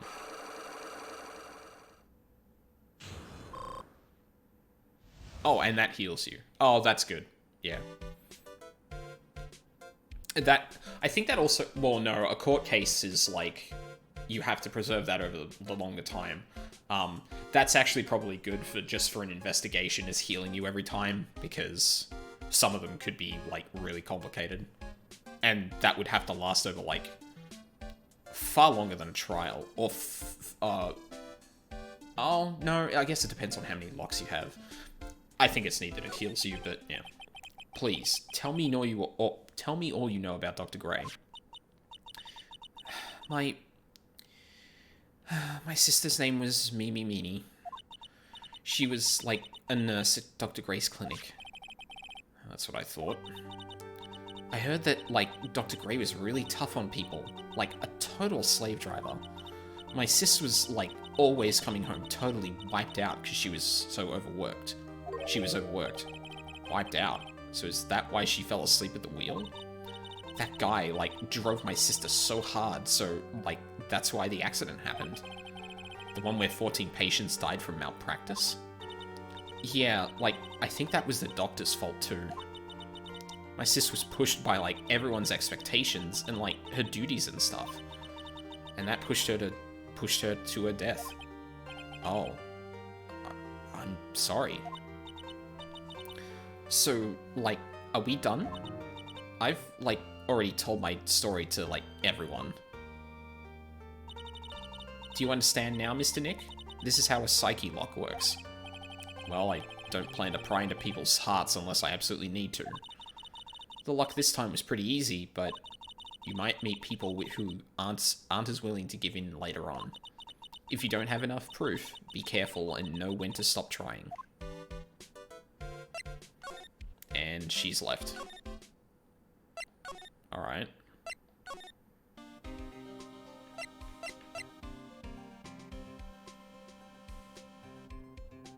So what did we gain from that?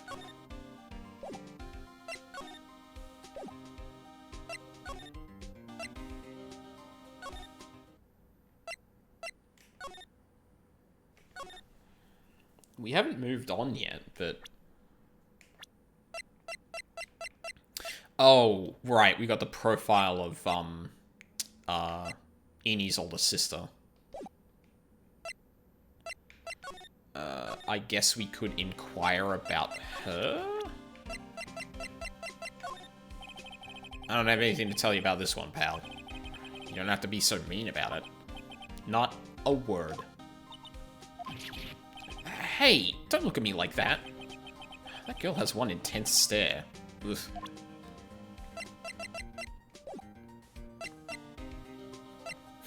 Being able to chill a man's soul with a look at 8 years old. That is some fucking power.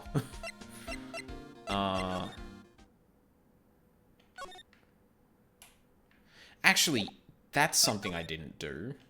I wonder if I can examine this thing closer. No, I can't. Damn it. I guess I did already look through it, so...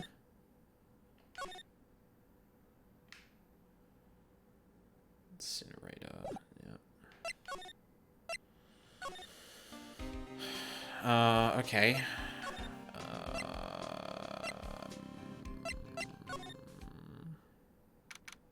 Oh, someone outside here? Mr. Nick? Hmm? What's wrong? I have never left Kurain Village. Really? Wow, that's, pretty amazing. You're going to meet with Mystic Maya, aren't you? Please tell her I said hi. Oh, is she leaving? Oh. Hey, wait! She ran off. Again. Well, I know Eni's secret now, but I still don't have any idea how I'm going to save Maya. I don't even know if I should go in there with a smile or a straight face. Wait, so I should be going back to talk to Maya?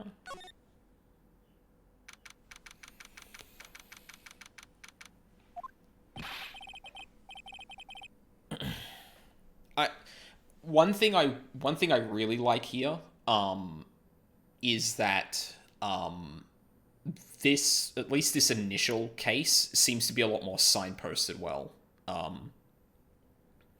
When it came to, I think it was the second case in the first game, it really started to lose its grip on, or sorry, no, the third case.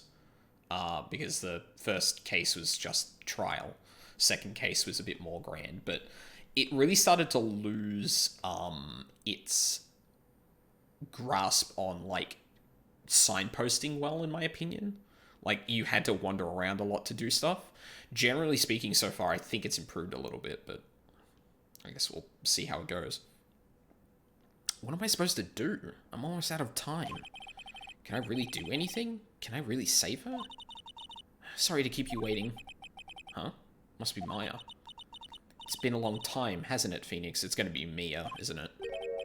That voice. Yep. Once again. Mia! Even without me being here, it looks like you've learned to stand on your own.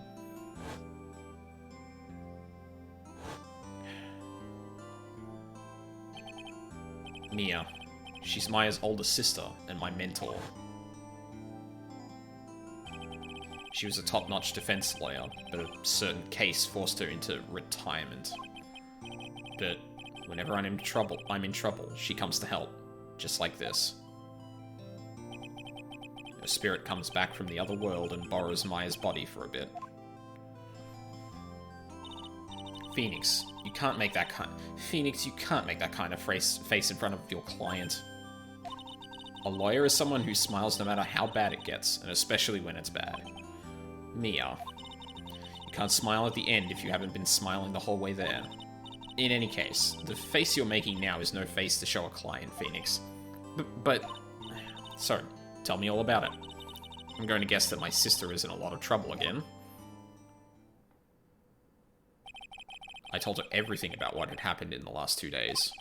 Mia closed her eyes, deep in thought, while she listened. I see. Mia, what am I supposed to do? It's pretty clear what a good lawyer does in this situation. And that is? Please tell me, please. Believe in your convictions. And fight for the complete acquittal of your client. You think Maya's not guilty? How can you be so sure? I know she is, and I'll give you a hint as to why. Yes? Mediums can't have dreams. They can't? From what you told me, it sounded like Maya was having a dream while channeling. Yeah, she said she dreamt that she had died and had been buried in the ground. But that is impossible. You've heard it from her, I'm sure, when a medium channels, her own spirit disappears. Which means that it's impossible for her to dream during that time. Then, what does this mean? I think it's safe to bet that Maya was set up. A setup? It's up to you to blow the lid on this case tomorrow and show how she was set up. I mean, so the one piece of evidence we have is... The one piece of evidence we have possibly showing a setup. Maybe the key, but probably this. I am somewhat basing that off the fact that it has a very specific, if somewhat vague, detail about being 8 inches off the ground. But it also looks like...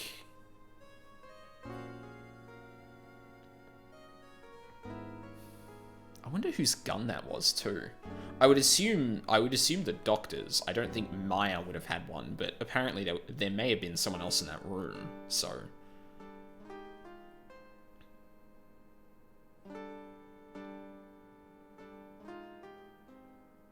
Eni could have also used the fact that she was sleeping in the side room as a, as an alibi, too. And since she definitely has a motive in this situation, there's definitely an angle I could play where it's like, well, no one for sure knows that she was sleeping. No one could corroborate that. How am I supposed to prove her innocence when I have nothing to go on? If you're looking for a clue, it's already in your hands. It is? Just as it sounds, Phoenix, you already hold the key. Really? Come on, show me the key. Key to this case. The key, huh? Alright, I'll show it to her. The key I hold.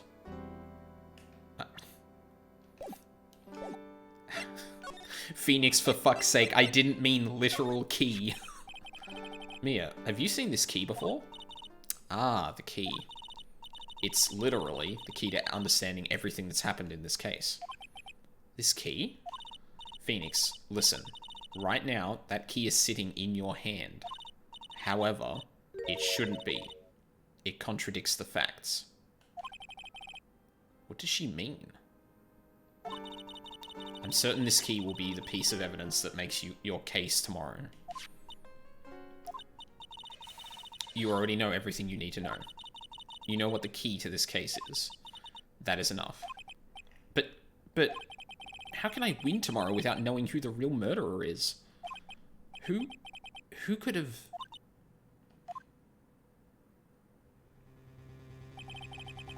I didn't know it at the time, but this day was going to end with a turn for the surprising.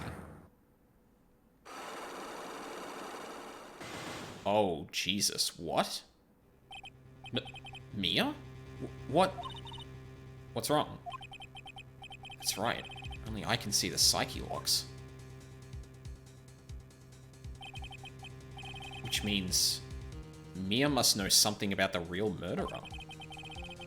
But for this to be something that she would hide under lock and key from even me, what in the world is going on?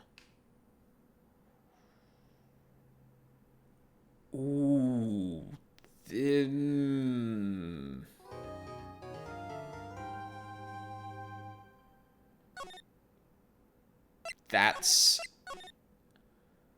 That is a hell of a way to start off this part, this episode. So I'm gonna quickly take a break here just to get some lunch in me. So I do have to end the stream within like the next hour or so. So probably what I'll do is do the trial here, which I assume there's probably going to be a second day to this. Part 2, 1. Yeah, like I'm actually, hold on.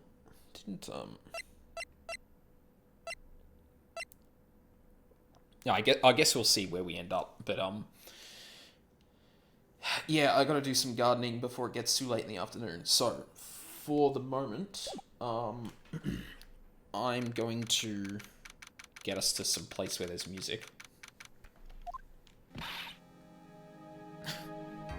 That's a good one to start off with. Okay, yeah, I'm gonna quickly make some lunch, and we're gonna eat that, and then we're gonna continue on. So, I will be right back. Oh, but I should change the message here. Come on. Damn it. Stop that. Alright, I'll be right back.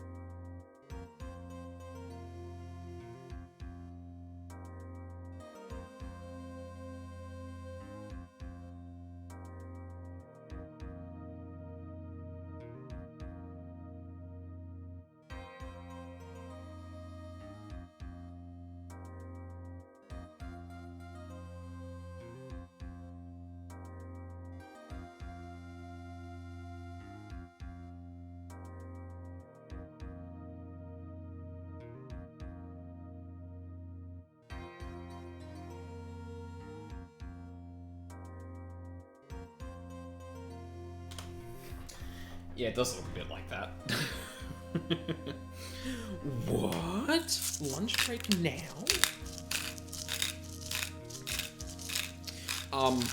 I must say, I'll probably say this, like, just before I begin, or just after I finish lunch, but that bit with Mia is, I think it, you know what, that entirely justifies the supernatural aspect of this mechanic. Because, like, if it was just intuition, it's kind of like, do they, don't they? Which I guess, are they lying? Or could they be hiding something? Are we just being paranoid? And that could add, like, an element of mystery to it. But there's something really confronting about a character that has been set up from the very beginning of the first game to be, you know, the most trustworthy person in Phoenix's life, and having a game mechanic, a supernatural game mechanic, tell you this person is hiding something. Like, that's actually really neat. And you couldn't do that with, or it would be harder to evoke that same feeling, with just using the evidence you have with you to prove that someone's lying. I think that's pretty neat.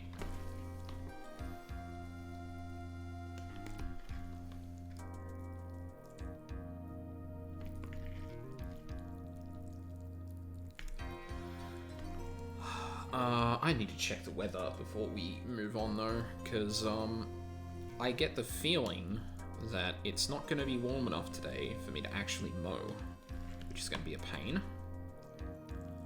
But maybe that means I can do my shopping today instead, which would be good. So I need to get some stuff. Need to cook tomorrow too, so there's also that.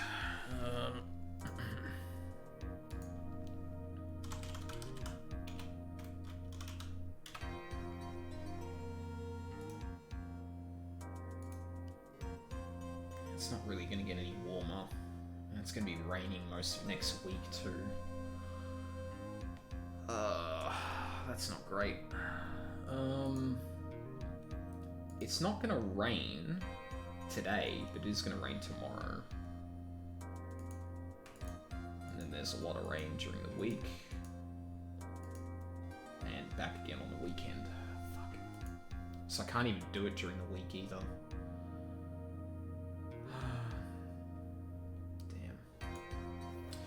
Trying to save as much money as possible, so I haven't gone out to buy ingredients for anything. No, that's fair. Yeah, like every 2 weeks I go out for like a big grocery shopping, so. Although I like during the week I also do like some light shopping, so. But that means I'm not eating well. Well, I mean, there's eating well and keeping yourself well, and then there's eating well in eating whatever you want, whenever you want. So, like, as long as you're staying healthy, like, then sure. But, like, don't neglect yourself. Oh, but then again, I don't know your situation, so that's, yeah. It's probably a bit presumptuous of me.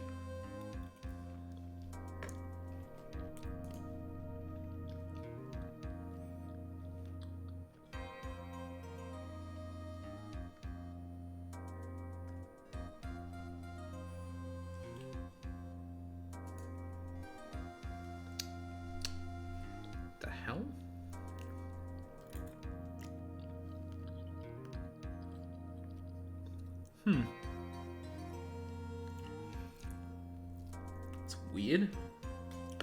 This batch of pasta, like, absorbed none of the sauce I put in. Or barely any of it. That's weird. Every other bit of pasta was fine. Oh, unless I haven't really, like, stirred it up that much and it's kind of stayed on the bottom? No? Huh.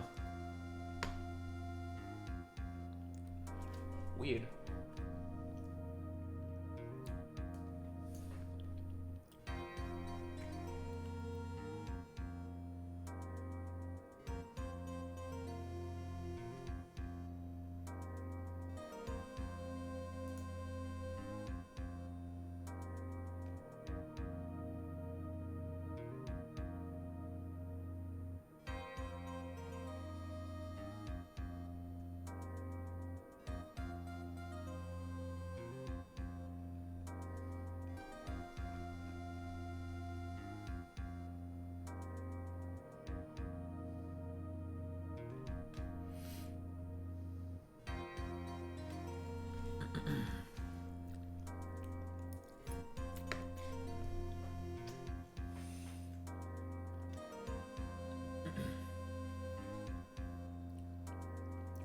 Pasta, rice, eggs, meat, meat, meat. Oh. This person who cooks likes meat too much. Yeah. Yeah. I definitely hear that. I'm the opposite. My roommate is well, would be vegan but is vegetarian because otherwise they would not be able to like eat literally anything else. Because that's sort of like food allergies that, yeah. Yeah, going vegan would basically strike off whatever else she could eat. I'm kind of glad I get to cook for myself, but I definitely need to be including more, well, proportionally less meat in my meals.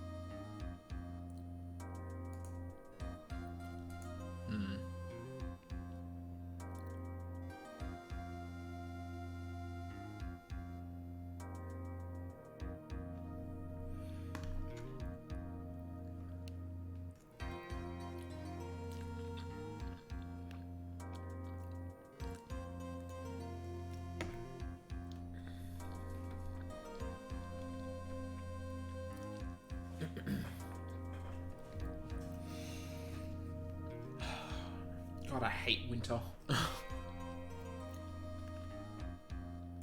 With a passion.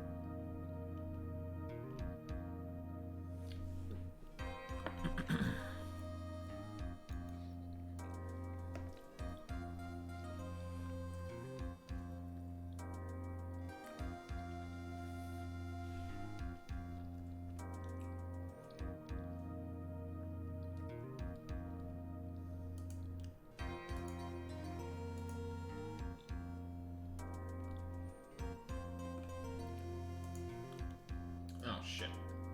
We should have this here instead.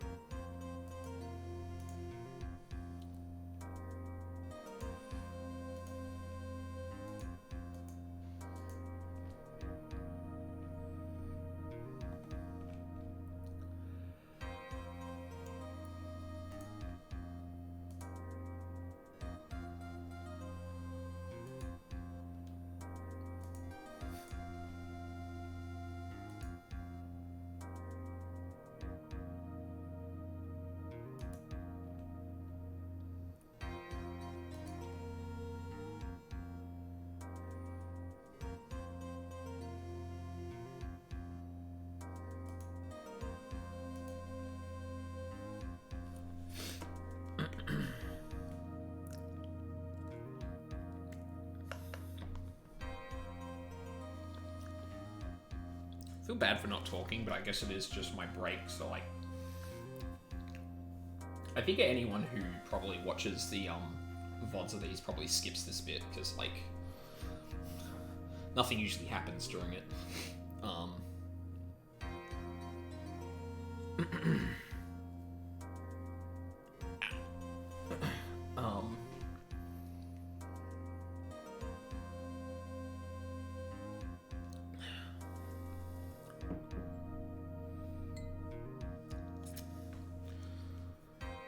Fuck, I was gonna say something. Damn it, it's gone. Never mind. Ooh. Oh. That was about bringing up stuff I ate last night. Ugh, that was unpleasant.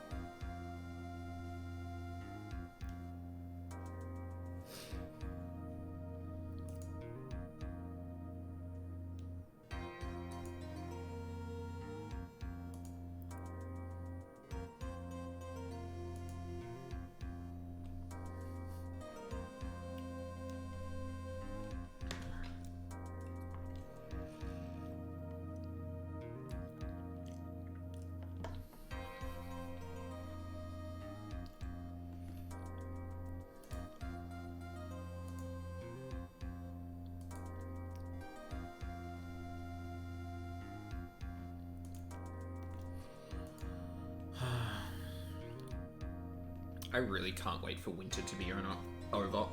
Excuse me. I mean, like, this place, as opposed to the place I was at before, actually has ducted heating, so, like, you know, it's not nearly as bad when it's cold. But, man, like, having to do yard work when it's, like, wet and cold is just the bloody worst.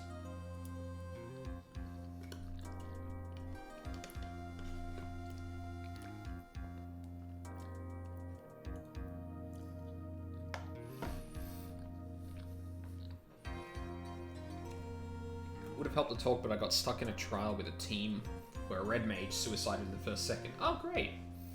That's great. Oh, when it comes to FF14, is a trial like a dungeon?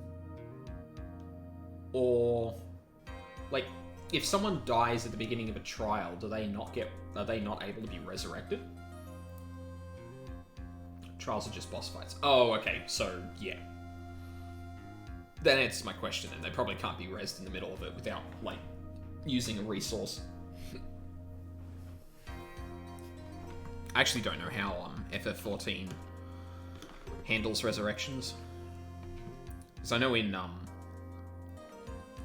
in WoW, you can precast soul stones. They can be res, but yeah, waste the heal is instant cast. Oh, okay. Oh, well, that's not bad then. Shit, I thought there was going to be a bigger cost to that, because, like, well, I guess you didn't say raid, so it's probably not quite the same.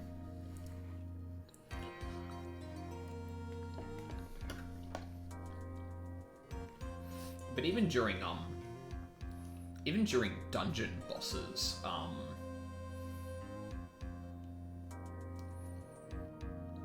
oh yeah, I understand that, but I guess if you were in combat with something I would consider a boss, like, you have limited reses in that situation, at least in WoW.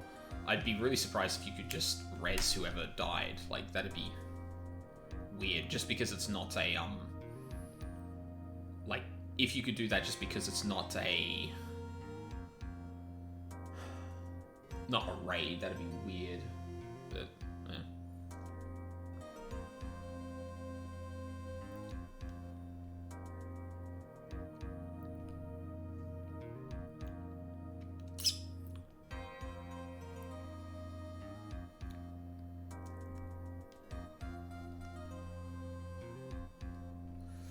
Alright.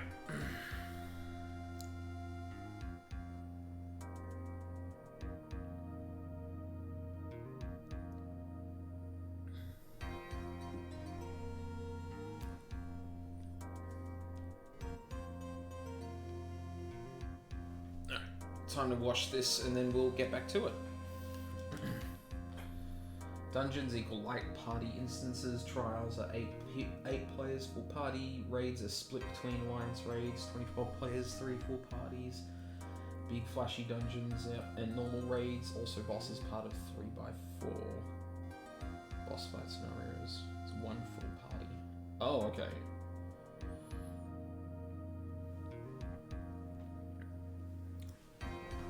So you were in an 8-player in a full party thing, but does that?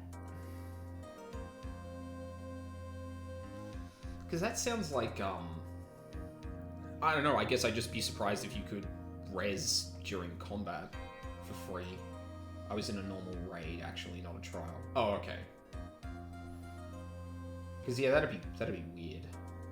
Because just being able to res someone like that. Unless it takes, like, the only res you have available for that battle, which is kind of how WoW does it. It has it on, like, a long-ass timer from memory. Like, you get one every... Is it 5 or 10 minutes? I think it's 10. Could be wrong. Anyway, I'll be back in a sec.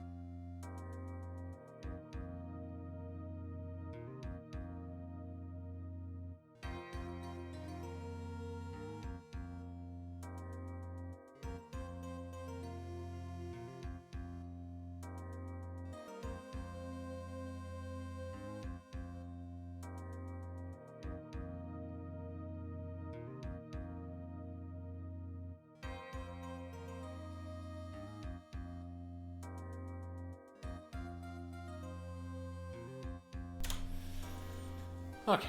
Nah, healers, red mages, and summoners all have a res spell, but the casting is long with the swift cast action, often too long to be usable without swift cast in the middle of the fight. The difference between normal raids and trials is just that trials are standalone boss fights. Normal raids are usually part of the in-game treadmill and have a grand story behind them. So every expansion of the casual end-game treadmill for fighting jobs is doing a roulette with 2 to 4 max level dungeons 3 to 4 times per week, all for normal raid bosses once per week, and doing the latest Alliance raid dungeon once per week. Jesus. God, that's a lot of shit to do. Or it sounds like a lot of shit to do.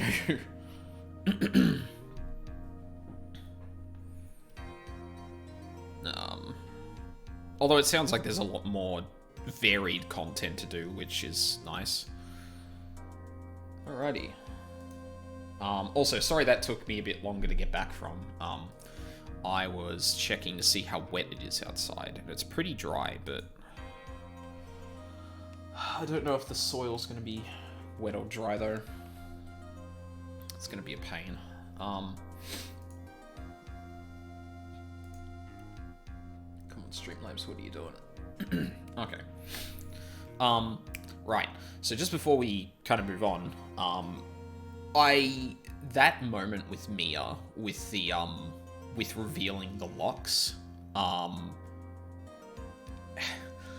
like, that moment kind of solidified, okay, that supernatural, the supernatural aspect to what is essentially just, the cross-examination during an investigation, it was immediately used in a useful way that it couldn't have just been from intuition alone, because in some ways, they are very alike, where you're trying to kind of, you know, oh, what is this person hiding, and what can I do to show them that they're lying? But one of the aspects of, at least, one of the aspects of using that in the non-supernatural way and just having it be intuition is that you never really know if someone is actually hiding something. Like, there wouldn't be a huge indicator there. But with the way this mechanic is implemented, it can be straight up said, no, this person is hiding something. And for it to do that to a character that we're meant to be, that we've trusted for an entire game, that's a really neat, like, confronting moment. It's like, no, this person is hiding something. It's really cool. Anyway. Yeah, I'm sorry, Maya. That break was very long. What? Prosecutor Von Karma? You mean... No, I heard it's his successor this time. Successor? Manfred Von Karma was a really sinister man. He pulled all sorts of nasty tricks. Also, he could win. He was a man obsessed with the word perfection. He had a perfect record for 40 long years. Who knows what sorts of dirty tricks he used to get each of those guilty verdicts. And now, his successor. I wonder what kind of person they will turn out to be. That's no good. Mystic Maya. Pearly. You showed up. Thanks for coming all this way. I was really worried about you. Hey, where's your mother? Didn't you two come together? Mother was watching over the trainees. She said they have training for 2 days straight with no breaks. Huh? Then you came all by yourself? Yep, I snuck out of the manor and followed a map.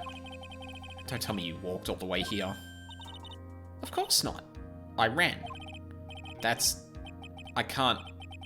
Oh my... It takes 2 hours by train. Oh man. Pearly, what about the train? Huh? What's a train? I give up. It's time, isn't it? I'm really scared. What if Von Karma tries to do something to me? At least I know Mr. Edgeworth would be nicer to me than Von Karma. Mr. Edgeworth? Who is that? He's Nick's rival. Well, he's also a friend.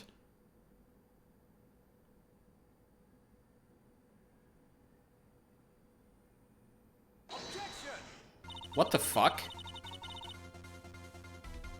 I feel like that pause was not meant to be that long. I thought the game crashed for a second. Oh, God. Oh. I still remember him as though I'd seen him only yesterday. Every trial was a scorchingly fierce battle until the very end.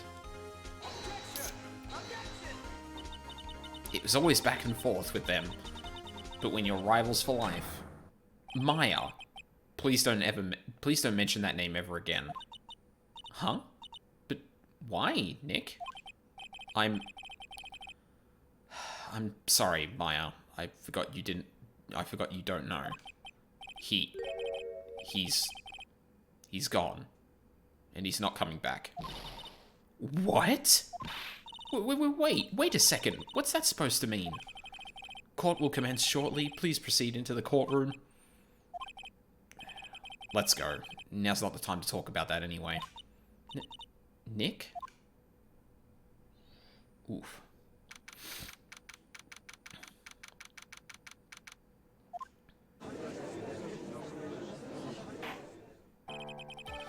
Court is now in session for the trial of Maya Fey. Are the prosecution and the defense prepared? Oh, I've seen you before. Oh no. What is with this kid? Mr. Wright, are you prepared? Huh? Yes, Your Honor. Why does he always seem mad at me? Mr. Phoenix Wright. Oh no. You must be a little shocked because I am a woman, correct?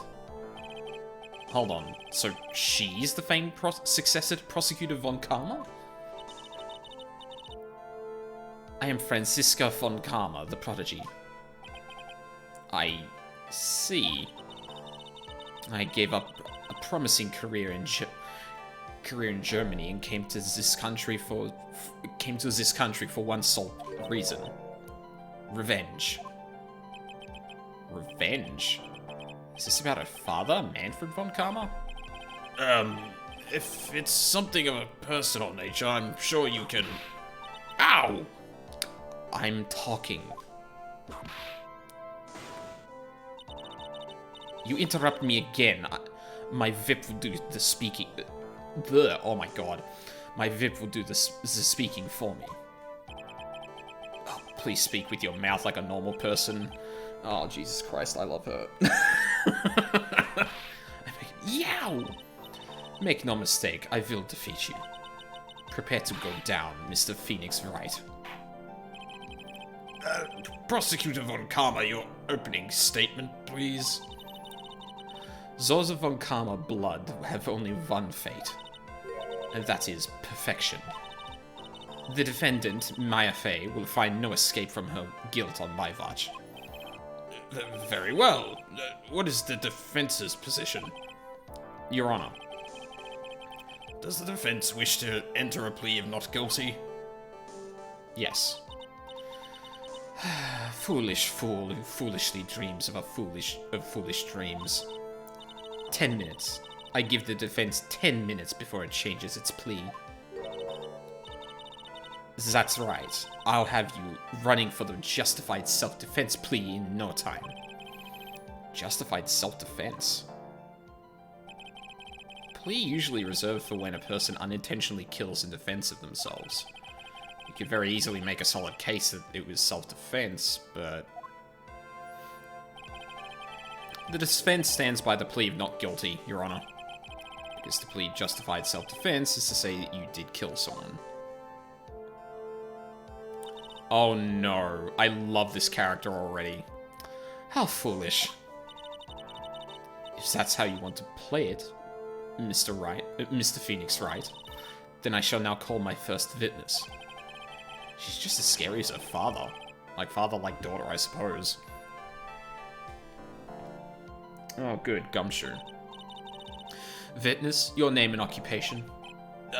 Yes, sir. My name is Dick Gumshoe. I'm a detective at the local precinct. Ah! Get to the point already. Explain to the court the details of this murder. Yes, sir. If everyone would please look at this map. The channeling chamber has no windows and the door was locked shut. At the time of the murder, only the victim and the defendant were in the room. What were they doing in there? They were channeling a spirit, sir. Channeling a spirit? That's quite the look of disbelief there, Your Honor. Anyway, a few minutes after the channeling started, gunshots were heard coming from inside the room, sir. A few of the witnesses broke the door down and rushed into the room. And that's when they found the victim was already dead, correct?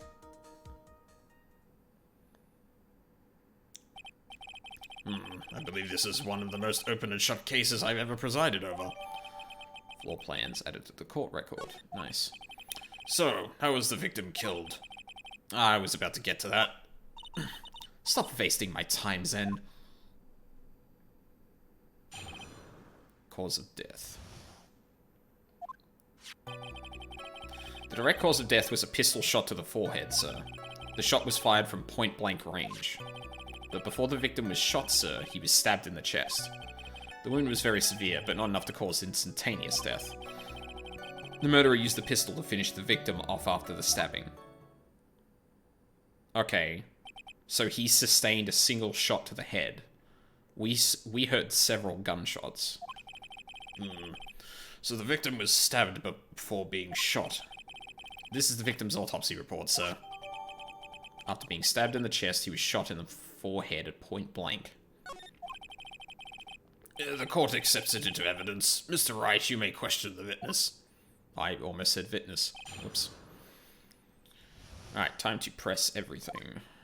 The direct cause of death was a pistol shot to the forehead. The murder weapon, Detective Gumshoe, whose pistol was it? It was the victim's. There we go. The victim. Now, why would he have... Why would he have a pistol? Who cares? The point that you are missing in those is whose fingerprints are on that pistol. If you're not already paying attention to that, then I suggest you start. Fingerprints? There were fingerprints? Along with the victims, the defendant, Maya Fey's, were also on the grip, sir.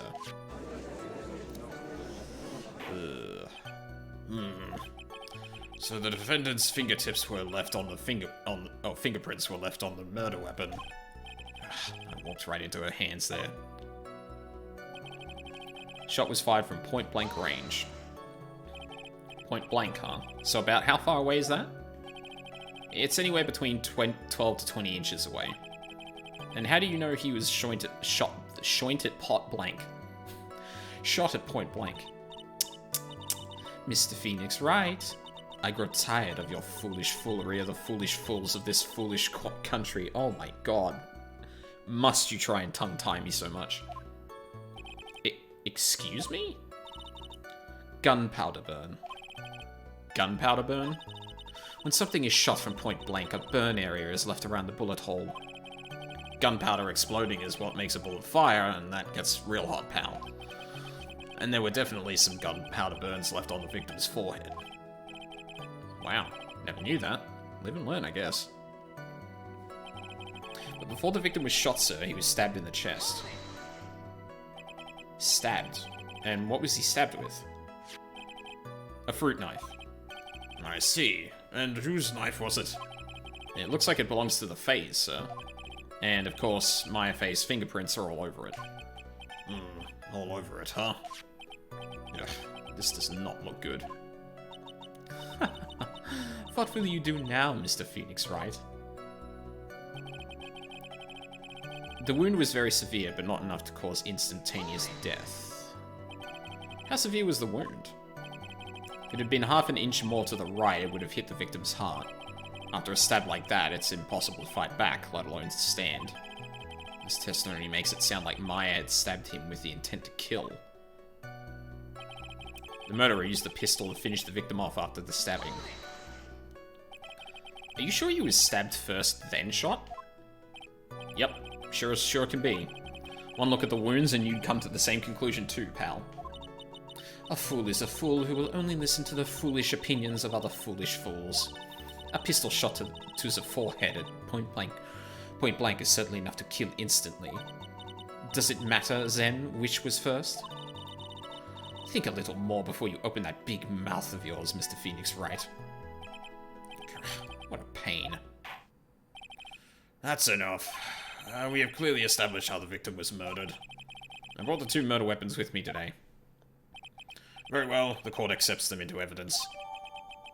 Murder weapon was Gray's, 2 shots fired, bears Myers and Gray's fingerprints. Knife. Murder weapon, small fruit knife, belongs to the Fays, bears Myers' fingerprints. The date and time of the date and time of death was June 19th at 3:15 p.m. Eyewitnesses claim to have heard 2 gunshots at this time. And 2 murder weapons, both with the defendant's fingerprints on them, huh? This does seem like an open and shut case. Fuck. Naturally. This is going from bad to worse. As if the summary just now wasn't oversimplifying things to the extreme. Your Honor, feel free to slam that little gavel of yours. After all, there is no room left for doubt, is there? That is quite true. Mr. Wright? Yes? Even in the face of all this, do you still wish to plead not guilty? It's the opinion of this court that if you do not adjust your plea, you stand to lose. See, just as I promised, Mr. Phoenix Wright. You would change your plea in less than 10 minutes. What will you do, Mr. Wright? Will you change to justified self-defense? Because now would be the time to do so. This is your final chance. This is a huge decision. I better think this through all the way. I mean, it was pretty clearly set out for me that I shouldn't imply that she's guilty. If we plead justified self-defense, we would basically be confessing a murder. After the trial, Maya's life would be ruined, and she'd be labeled a murderer. I can't let that happen. Your Honor. Have you reached a conclusion, Mr. Wright? The defense will not change its plea. We will accept nothing short of complete acquittal. You have sealed your fate, Mr. Phoenix Wright. Detective. Yes, sir. Present the final portion of your testimony, the final strike. Yes, sir. Now see here, proceedings are run by... Yeah. Oh, yes, of course. Go ahead, detective, and give your testimony. I think the court would like to hear about the other piece of incriminating evidence. Are we talking about the photos? Sorry, pal, but there's an even more incriminating piece of evidence. This is a costume the defendant was wearing at the time of the crime. As you can see, it's covered in blood. The defendant attacked and killed a person who, without a doubt, was not fighting back. I don't think that's true. So this is the costume. There certainly is evidence of of a backspray of blood on this. This piece directly links Maya Fey to the crime, sir. I see. The court accepts this into evidence. Clothes Maya was wearing at the time of the murder. There are blood splatters on it. Alright, Mr. Wright. Maya's fingerprints on both murder weapons and blood splatters on her clothes. Could this situation get any worse? What's wrong? You seem to be at a loss. I think this is the last piece of testimony for the prosecution should have to offer. Feel free to sulk off with your tail between your legs, Mr. Phoenix Wright. Please stop calling me by my full name, it's disturbing. Yes, it's also really annoying to say in all this conversation.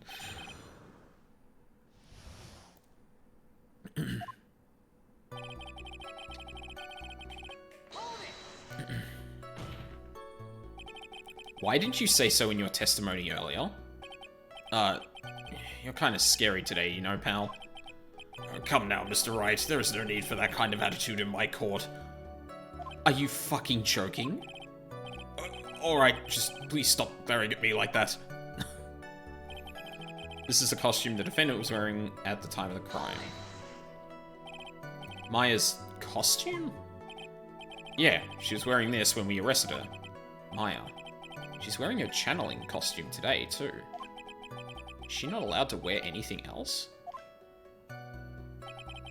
Huh. As you can see, it's covered in blood. This blood on the costume. Lab results show that it is the victim's blood. So there is blood from the victim on the defendant's clothes. Definitely not good. So, were there any other clues you could glean from this piece of evidence? Well... If you must change the topic, Zen's a good detective here, must testify again. But too bad, not enough time. Let's move on. Yes, Miss Von Karma is perfectly correct.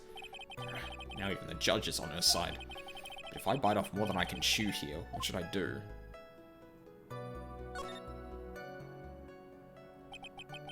Why is Miss Von Karma suddenly putting up resistance? There must be a reason as to why she suddenly threw out an objection like that. Oh, shit! I didn't see that before. There must be something about this costume. I just have to look harder. Mr. Wright, Miss Von Karma's logic is perfect. There is no way for you to poke a hole in it. Looks like my time is up. So, about the costume... Your Honor. Actually, there is something very wrong with this piece of evidence. What? What are you talking about, pal? Where is this problem you're talking about? Come this far, there's no turning back now. The problem I have with this piece of evidence is here. This right there. Looks like a bullet hole. I asked the court to please take a look at the sleeve of this costume. The sleeve? Huh. There's a tiny hole here. A hole? But that wasn't in the report. Hold on. What's this around the hole? It smells faintly of gunpowder. Gunpowder? No one ever told me! A hole that smells of gunpowder. Looks like I found the hole I was looking for. Your Honor, the only logical conclusion you can make is that it must be a bullet hole. Order, order, order. This is a very grave matter. It's best we correct the court record first before anything else. Clothes was wearing at the time. Press the check button. Sure. Sorry about that. I guess we messed up, sir. Is she actually smiling? What else is she hiding? Pull yourself together, detective. That tiny hole doesn't change us. Just doesn't change us a thing. The strength of the. Oh my god, I'm falling apart. The strength of the evidence still holds. Continue with your testimony. That just now was a fluke. Nothing more. How can you say something like that? This is a huge oversight. While I agree it is a mistake on the part of the police, what Prosecutor Von Karma has said is true. The evidence still stands. If you do not find a more definitive problem with the evidence, then...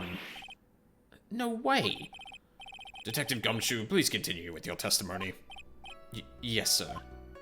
Wow, that was a very long... Okay, that is bullshit then. He wasn't fighting back? How do you know if he was or wasn't? We can find no evidence that the victim put up any sort of struggle, pal. So did the murderer have a fight with the victim or not? Depending on this, the circumstances around this murder changed drastically. Ugh, we're in real trouble now. If only I had something to prove that the victim did fight back. That Von Karma, she thinks she can decide the verdict with this testimony alone. Well, I'll find a critical contradiction somewhere, and then I'll have her. Well, it's gonna be at the end. Yeah, Francisca is very good. person without a doubt was not fighting back. That's bullshit.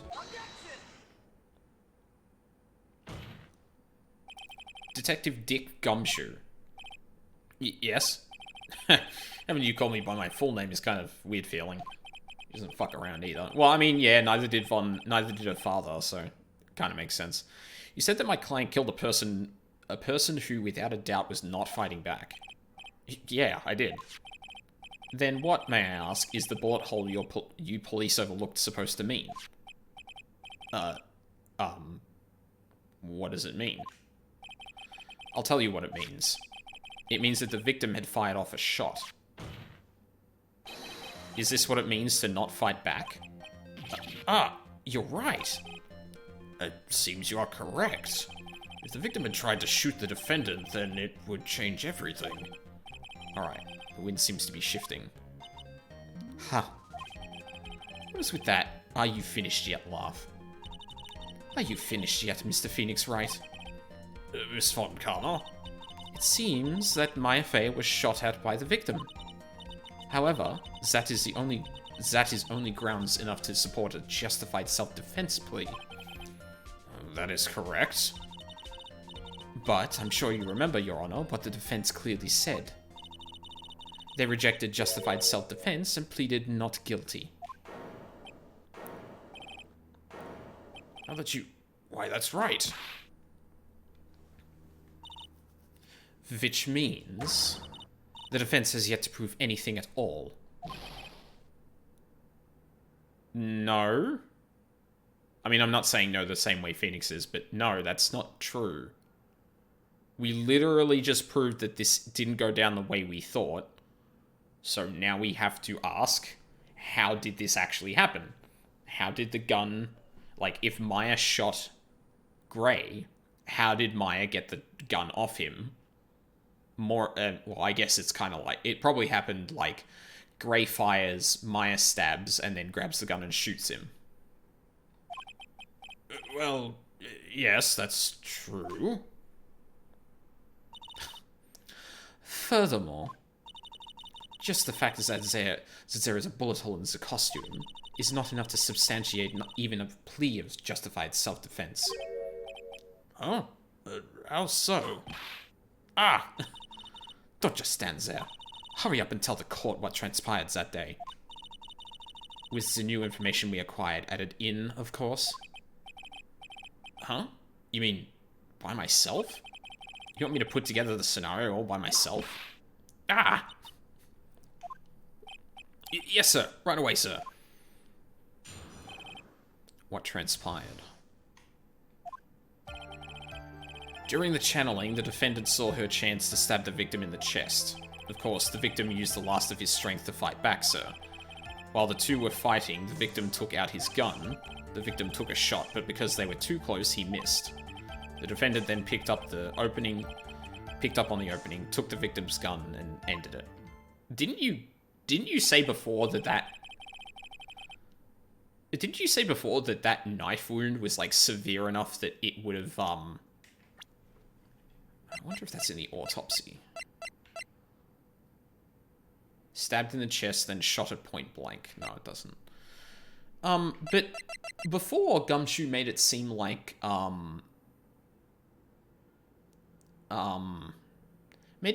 he wouldn't have, that Gray wouldn't have been able to do anything after he was stabbed.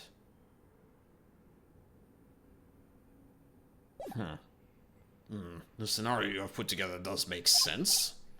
Yes, sir. Well, Mr. Wright, on the surface it does seem to make sense. However, I won't give up that easily. Please refrain from glaring at me like that. Now then, your cross-examination, please. What transpired? During the channeling, the defendant saw her chance to stab the victim in the chest. There is quite a difference in height between Dr. Gray and the defendant. Add in body strength, and it seems unlikely the defendant could have stabbed the victim. Now that you mention it, yeah, I guess. You think you can get away with such flimsy reasoning, Mr. Phoenix Wright? Maya Fey was in the middle of channeling, was she not? When channeling with the current channeling technique, the medium physically changes. With the nurse's build, the defendant could have easily been a match for the doctor. I don't believe it. She even studied up on the Curain channeling technique. Like I said before, I am perfect. About what you were talking about, I didn't quite get it. Never mind. Let's let's continue with the testimony. Of course, the victim used the last of his strength to fight back, sir. So he was stabbed, but the stab wound didn't kill him? But if you think about the blood loss, he was probably hurt pretty bad. How badly would you say he was? Hurt would you say he was? Actually, I went to give blood the other day, and afterward I felt a little lightheaded and dizzy. I guess the damage was maybe about 10 times that dizziness. Ah! Sorry. While the two were fighting, the victim took out his gun. Where in the world did that pistol come from? It looks like the victim, Dr. Gray, had specifically bought it for that day. But a handgun? He got it off the black market about 2 days before the murder. Why did Dr. Gray bring a gun? Was he taking precautions against something? Yeah. Yeah, like, maybe what happened is, or he was planning to, like, threaten her to do it. The victim took a shot, but because they were too close, he missed. So, you're saying that the bullet hole in this costume was made then? Sorry, pal, but yeah, that's what I think. The two of them were already fighting when a shot was fired. Wow. I'm really glad you weren't hurt. The defendant then picked up on the opening, took the victim's gun, and ended it. Maya has never fired a gun before in her life. The victim had already taken off the safety. With the safety off, even an amateur like you can fire it just by pulling the trigger. Even me. I wonder. Oh my god, she's so... Fuck. Now do you understand? Von Karma's logic is perfect. His testimony certainly makes us look very bad. But there's gotta be a contradiction in there somewhere. And uncovering it is going to uncover the truth. I can feel it. Okay, during the channeling, the defendant saw her chance to stab the victim in the chest. Of course, the victim used the last of his strength to fight back. While the two were fighting, the victim took out his gun. The victim took a shot, but because they were too close, he missed. The defendant then picked up on the opening, took the victim's gun, and ended it.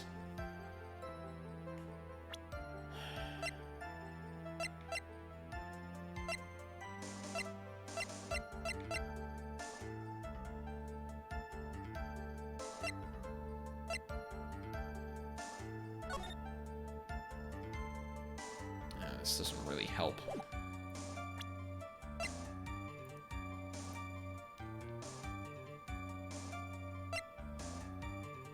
Murder weapon was Gray's, 2 shots fired, bears Myers and Gray's fingerprints. Small fruit knife.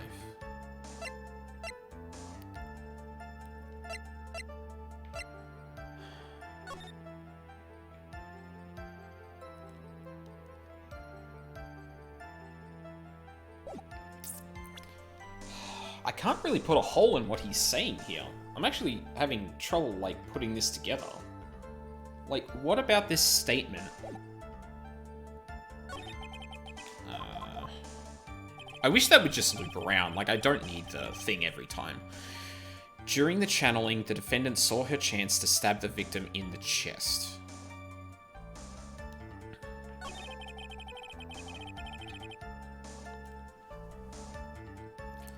Of course, the victim used the last of his strength to fight back, sir. Actually, hang on. I want to see this press again.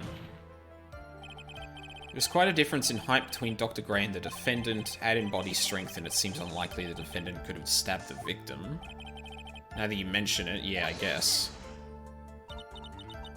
You think you can get away with such flimsy reasoning, Mr. Phoenix Wright? Maya Fey was in the middle of channeling, was she not? When channeling with the Curane channeling technique, the medium physically changes. With the nurse's build, the defendant could have easily been a match for the doctor. I don't believe it. She even studied up on the technique. Like I said before, I am perfect about what you were talking about. I don't quite get it. Never mind. Okay.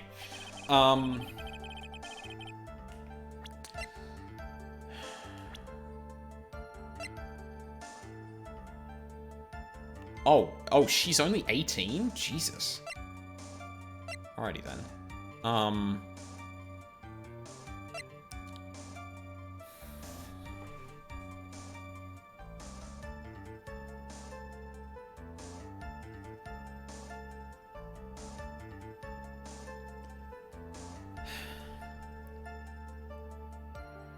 Like, what Von Karma is admitting here is that,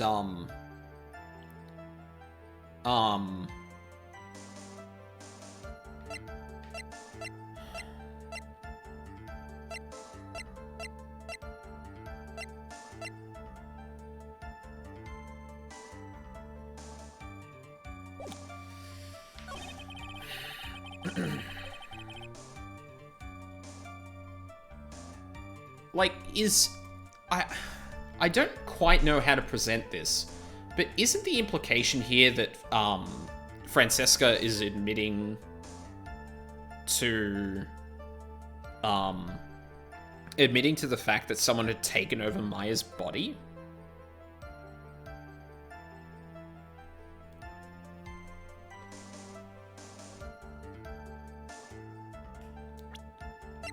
Like,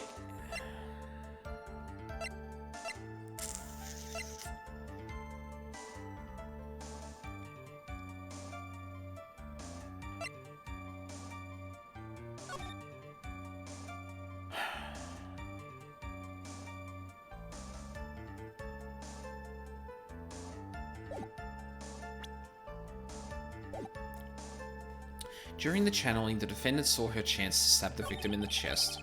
Of course, the victim used the last of his strength to fight back, so while the two were fighting, the victim took out his gun. The victim took a shot, but because they were too close, he missed. The defendant then picked up on the opening, took the victim's gun, and ended it.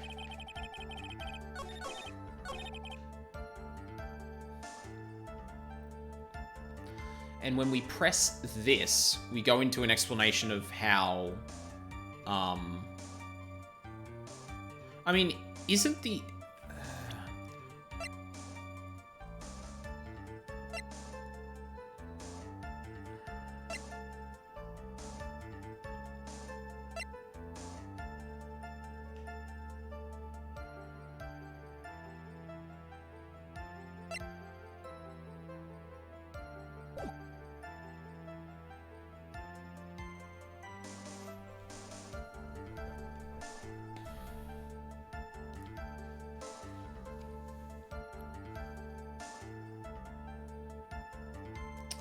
Yeah, I'm kind of stuck here. I'm not really sure what I'm meant to be saying here. Like, one of the things we could refute is, or one of the things that I've been trying to think about is, like, how can we present that, the spirit was the one that did it? Because, like, Von Karma has already admitted that, she was channeling the spirit of the dead nurse. So wouldn't it follow then that, like... that, wouldn't it follow that, like, it was the spirit that did it? But I don't think I have any way of, like, presenting that? Stabbed in the chest, then shot at point blank.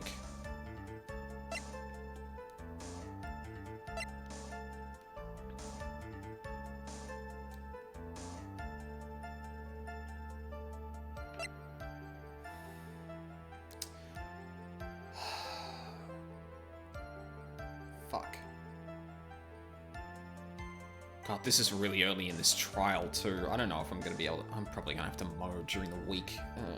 Fuck me.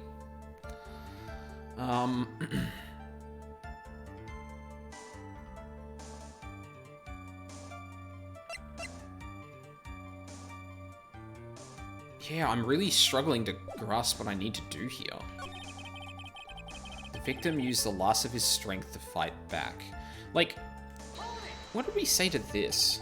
So he was stabbed, but the stab wound didn't kill him? Actually.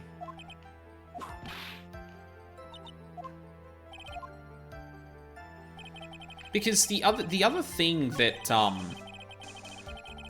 this is the other thing that I think I can refute, because before, Gumshoe said that, this guy didn't have the strength, wouldn't have had the strength to stand. And Von Karma is, like, shutting him up about how weak the victim might have been. So, like, there's a possibility that I can refute this and say, well, hang on. If he was stabbed and he was near death, then, like... I don't think this is going to work, but I can do it. No. No, that's not going to work. Yeah. Yeah.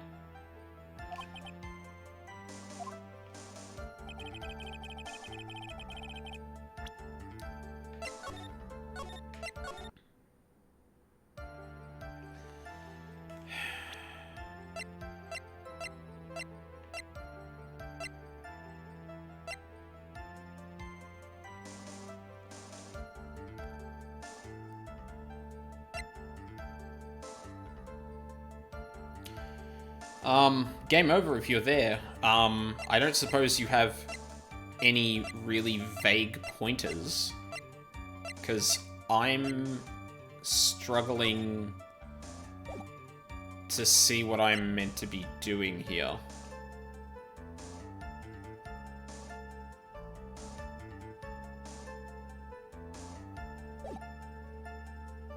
Trying to remember. Oh, fair enough. While the two were fighting, the victim took out his gun. The 2 times I played JFA, I got stuck here. Oh, okay. So I guess I shouldn't feel too bad for this. The victim took a shot, but because they were too close, he missed.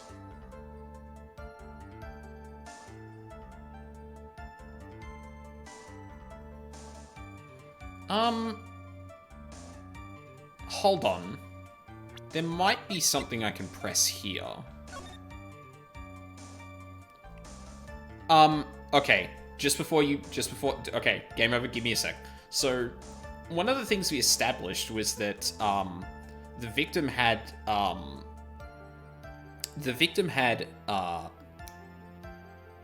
what was it? Gunpowder burns on his face from being shot point blank. If we're claiming that, Maya was similarly shot at close range, like, would this not be more burnt? I don't know if that's actually a thing, though. It's hard to tell because, like bullets don't make perfect holes, and depending on how the cloth was, obviously, the tear can be a bit different.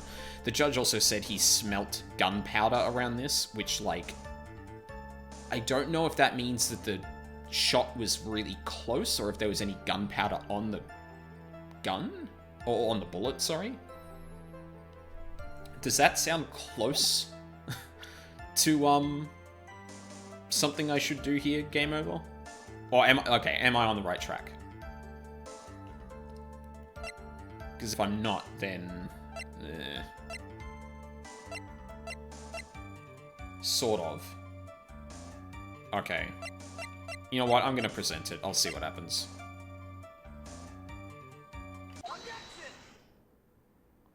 That's correct. I might not be correct about why.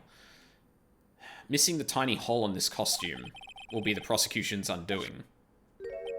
Eh? What do you mean? This little hole has actually created a huge hole in your testimony. Explain yourself, Mr. Wright. You said the 2 of them were fighting when the victim fired his gun at point blank. If that were true, then where is the gunpowder burn on this costume? Nailed it. Gunpowder burn? This is what you testified earlier. When something is shot from point blank, a burn area is left around the bullet hole. Oh. But there is not a single trace of gunpowder burn on this costume. That is a very good point. And what exactly does this mean? It means that when the shot was fired, they were standing apart from each other. I'm disappointed, Mr. Phoenix Wright. You think you can punch a hole in my logic with that? With wishy-washy thinking like that? Oh god, I can't do that. With wishy-washy thinking like that, anyone can explain anything away. Then I implore you to disprove my line of thinking. Let's see. In the middle of their fight, the victim pushed the defendant away. And it was then, when they were separated, that he fired. How was that? As if that was even possible. According to testimony, the wound from the stabbing was very severe. The victim would not have had the strength to push the defendant very far after that. Well, then... That's right. The defendant must have pushed the victim away. After stabbing him, she must have put some space between the doctor and herself. And then, while she was preparing to strike again, the doctor took his shot. There. That should satisfy even you. That does make an awful lot of sense. What do you think, Mr. Wright? I must be careful. I can't afford to make a mistake here. Concentrate and think.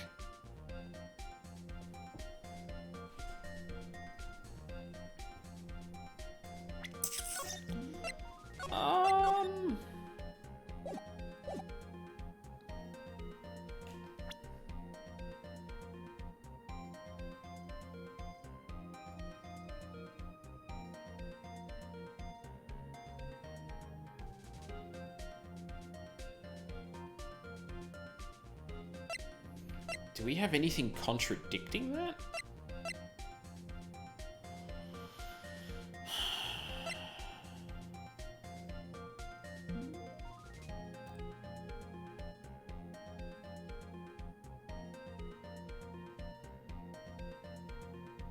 Oh, yeah, this is probably...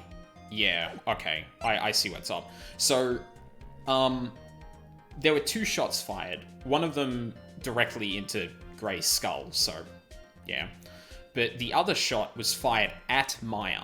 Now, it hit her in the sleeve, but there was also a bullet hole in the paper screen that was 8 inches off the ground.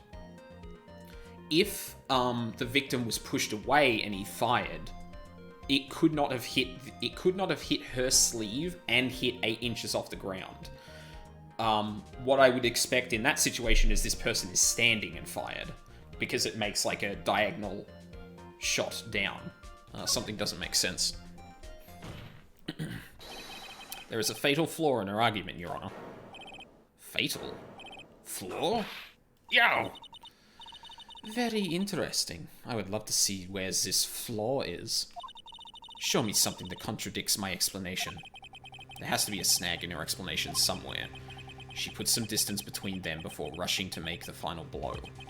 And when she was about to strike, the doctor took his shot. There must be a piece of evidence that contradicts this line of thinking. That would be this. This is the piece of evidence that destroys your logic. What is that? A folding screen? I would like to point the court's attention to the hole in this folding screen. It looks like you already know what I'm talking about. Who? Where? What? Mr. Wright, your explanation, please. Are these two really that clueless? The bullet went through the defendant's sleeve first, then the folding screen. It passed through at a height of approximately 8 inches off the ground, which means...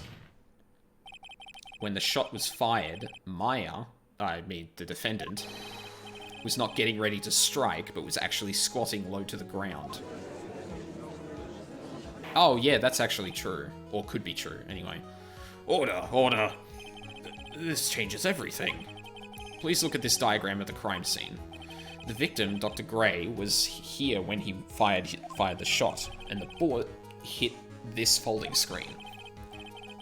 It hit at this location about 8 inches off the ground. At this time, the defendant was in this area.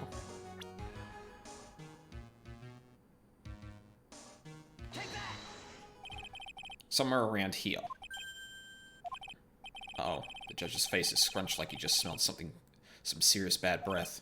That is, I mean... Wait, I just realized I forgot to brush this morning. Excuse me while I freshen up. Sure? In the meantime, I want you to think things through again, Mr. Wait, what? Of course. Whoops. What's done is done. For now, I should focus on where Maya was at the time of the crime. What? I guess, like, here?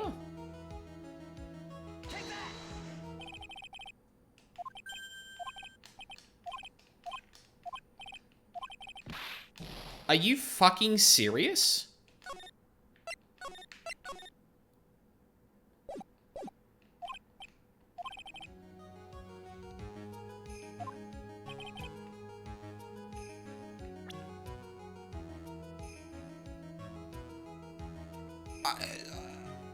What? Like, she was either here, or she was, like, bending over... She was, like, around here? Like, it would have to be a direct line to...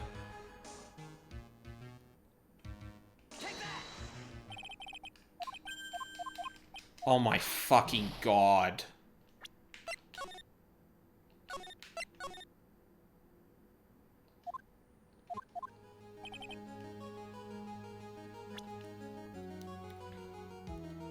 Like, here?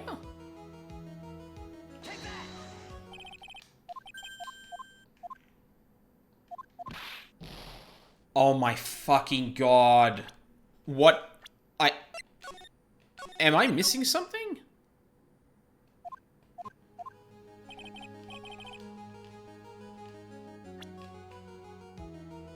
Here?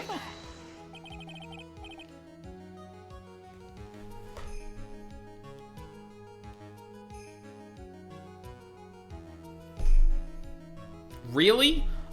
I selected right here. You're telling me that... Okay. That's... Yeah, no. Wait a second. We know the defendant was close to the ground based on the height of the bullet hole, but how can you gauge the distance from that? Isn't it possible that the defendant was standing much closer to the victim? Oh.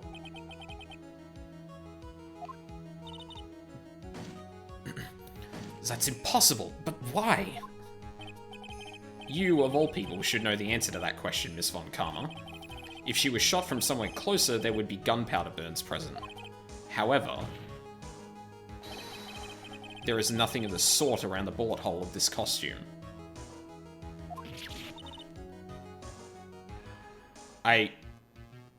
Like, seriously.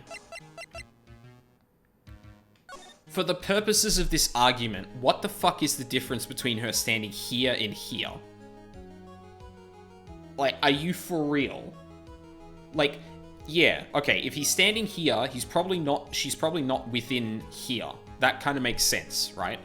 That's why I went to this second, because I was like, what, here? Well, I went to that, which was dumb, but then I was like, oh no, she must have been around here to be in line with that and kind of have her sleeve in a position where it could be shot. But, like, why specifically here? That's fucking stupid. I shouldn't have been penalized for that, but... Curse you, Mr. Phoenix Wright. You... I believe it has now been proven that the defendant was standing a ways from the victim when she was shot at. But do you think this has changed the defendant's situation?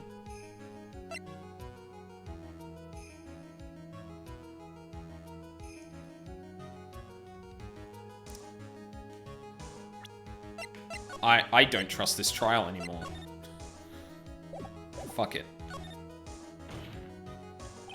Honestly, Your Honor, this changes everything.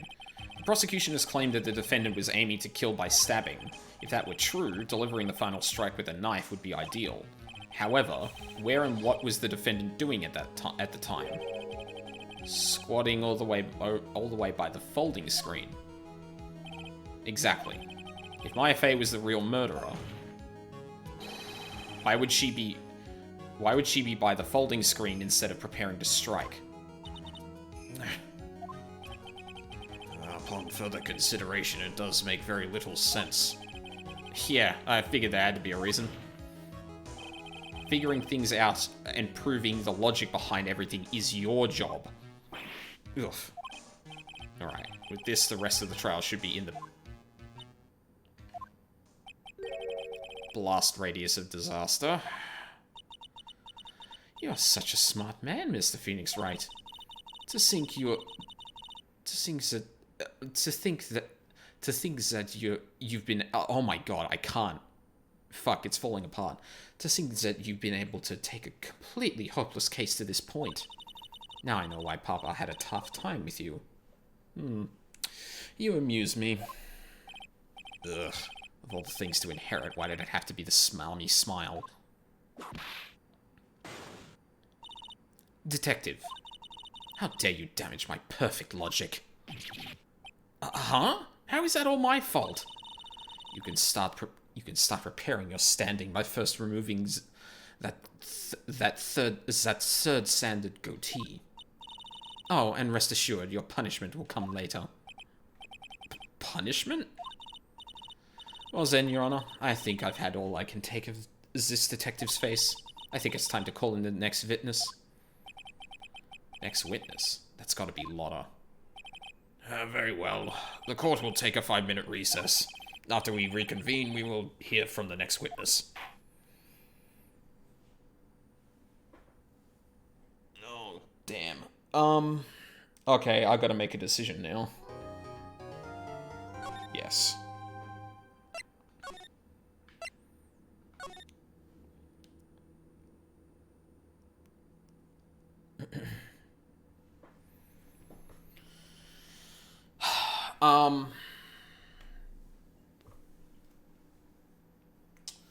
No, I think I do have to do gardening. I think leaving it later is just gonna make it more of a pain.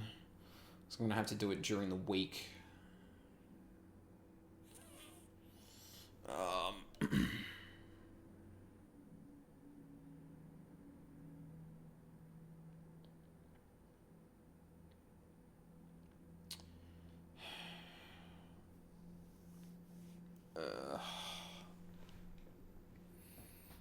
If you want my opinion, if the game wanted them to have thick German accent and would write the way they talk, since they do that with other characters, I mean they kind of do.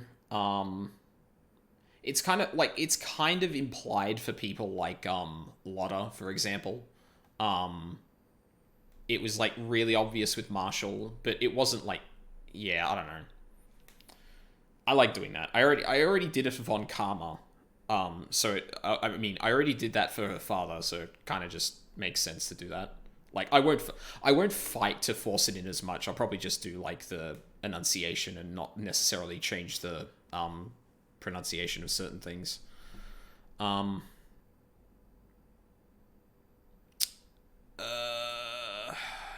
I don't really think I can afford not to do the gardening today, even if it is cool still.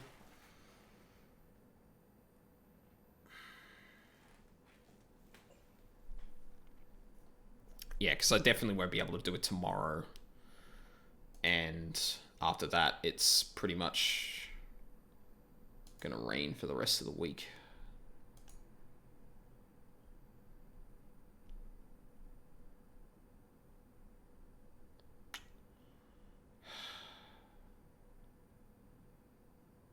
Yeah. Well, I think either way, this is probably a good point to stop. Because I think the way this case is probably going to go is there's going to be the second part of this bit of the trial, another set of investigations, and then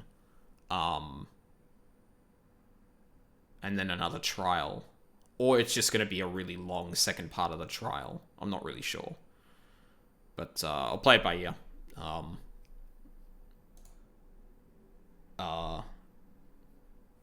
I guess, like, since Game Over's still here, do you remember if this has another investigation part to it? Like, every single other case has so far, so I'm assuming that's the case, but it does 2 days. Okay, yeah. Yeah, then I'm gonna call it here either way. If I end up choosing to do the gardening, I'll choose to do the gardening, but yeah. So yeah.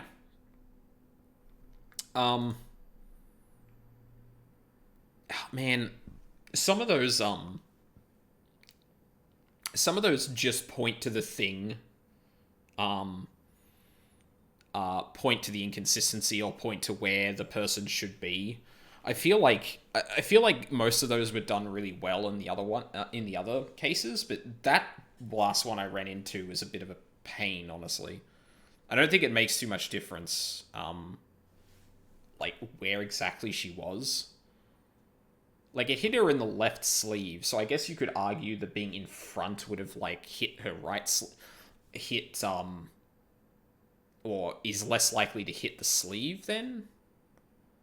Yeah, I'm not really sure. Like, I don't think there's too much substantive to really argue about there, but oh well. This second episode's certainly ratcheted up the fucking tension a lot. Maya is in a situation where it definitely looks like the spirit that possessed her killed someone. Mia is hiding something from us, and we're facing another Von Karma, so... who I think is probably my favorite character that I've run into so far. I think. I don't know. Either way. Yeah, so I'm going to be back tomorrow morning, around the same time, and hopefully finish off this episode. Because there was, like, a new mechanics introduction, I did, like, stop and, like, talk about things a bit more than I probably should, so it'd probably be another 4 hours tomorrow, hopefully. So, yeah. Yeah, see you then, Game Over. Yeah, so thank you for watching. If you're watching live or on the VODs, I'm going to keep my schedule updated, in case things change, but plan is to stream this tomorrow. Fingers crossed something during the week, but it's proven to be very futile at the moment. Yeah, so thanks again. I hope you all have a lovely day, and I shall see you all next time.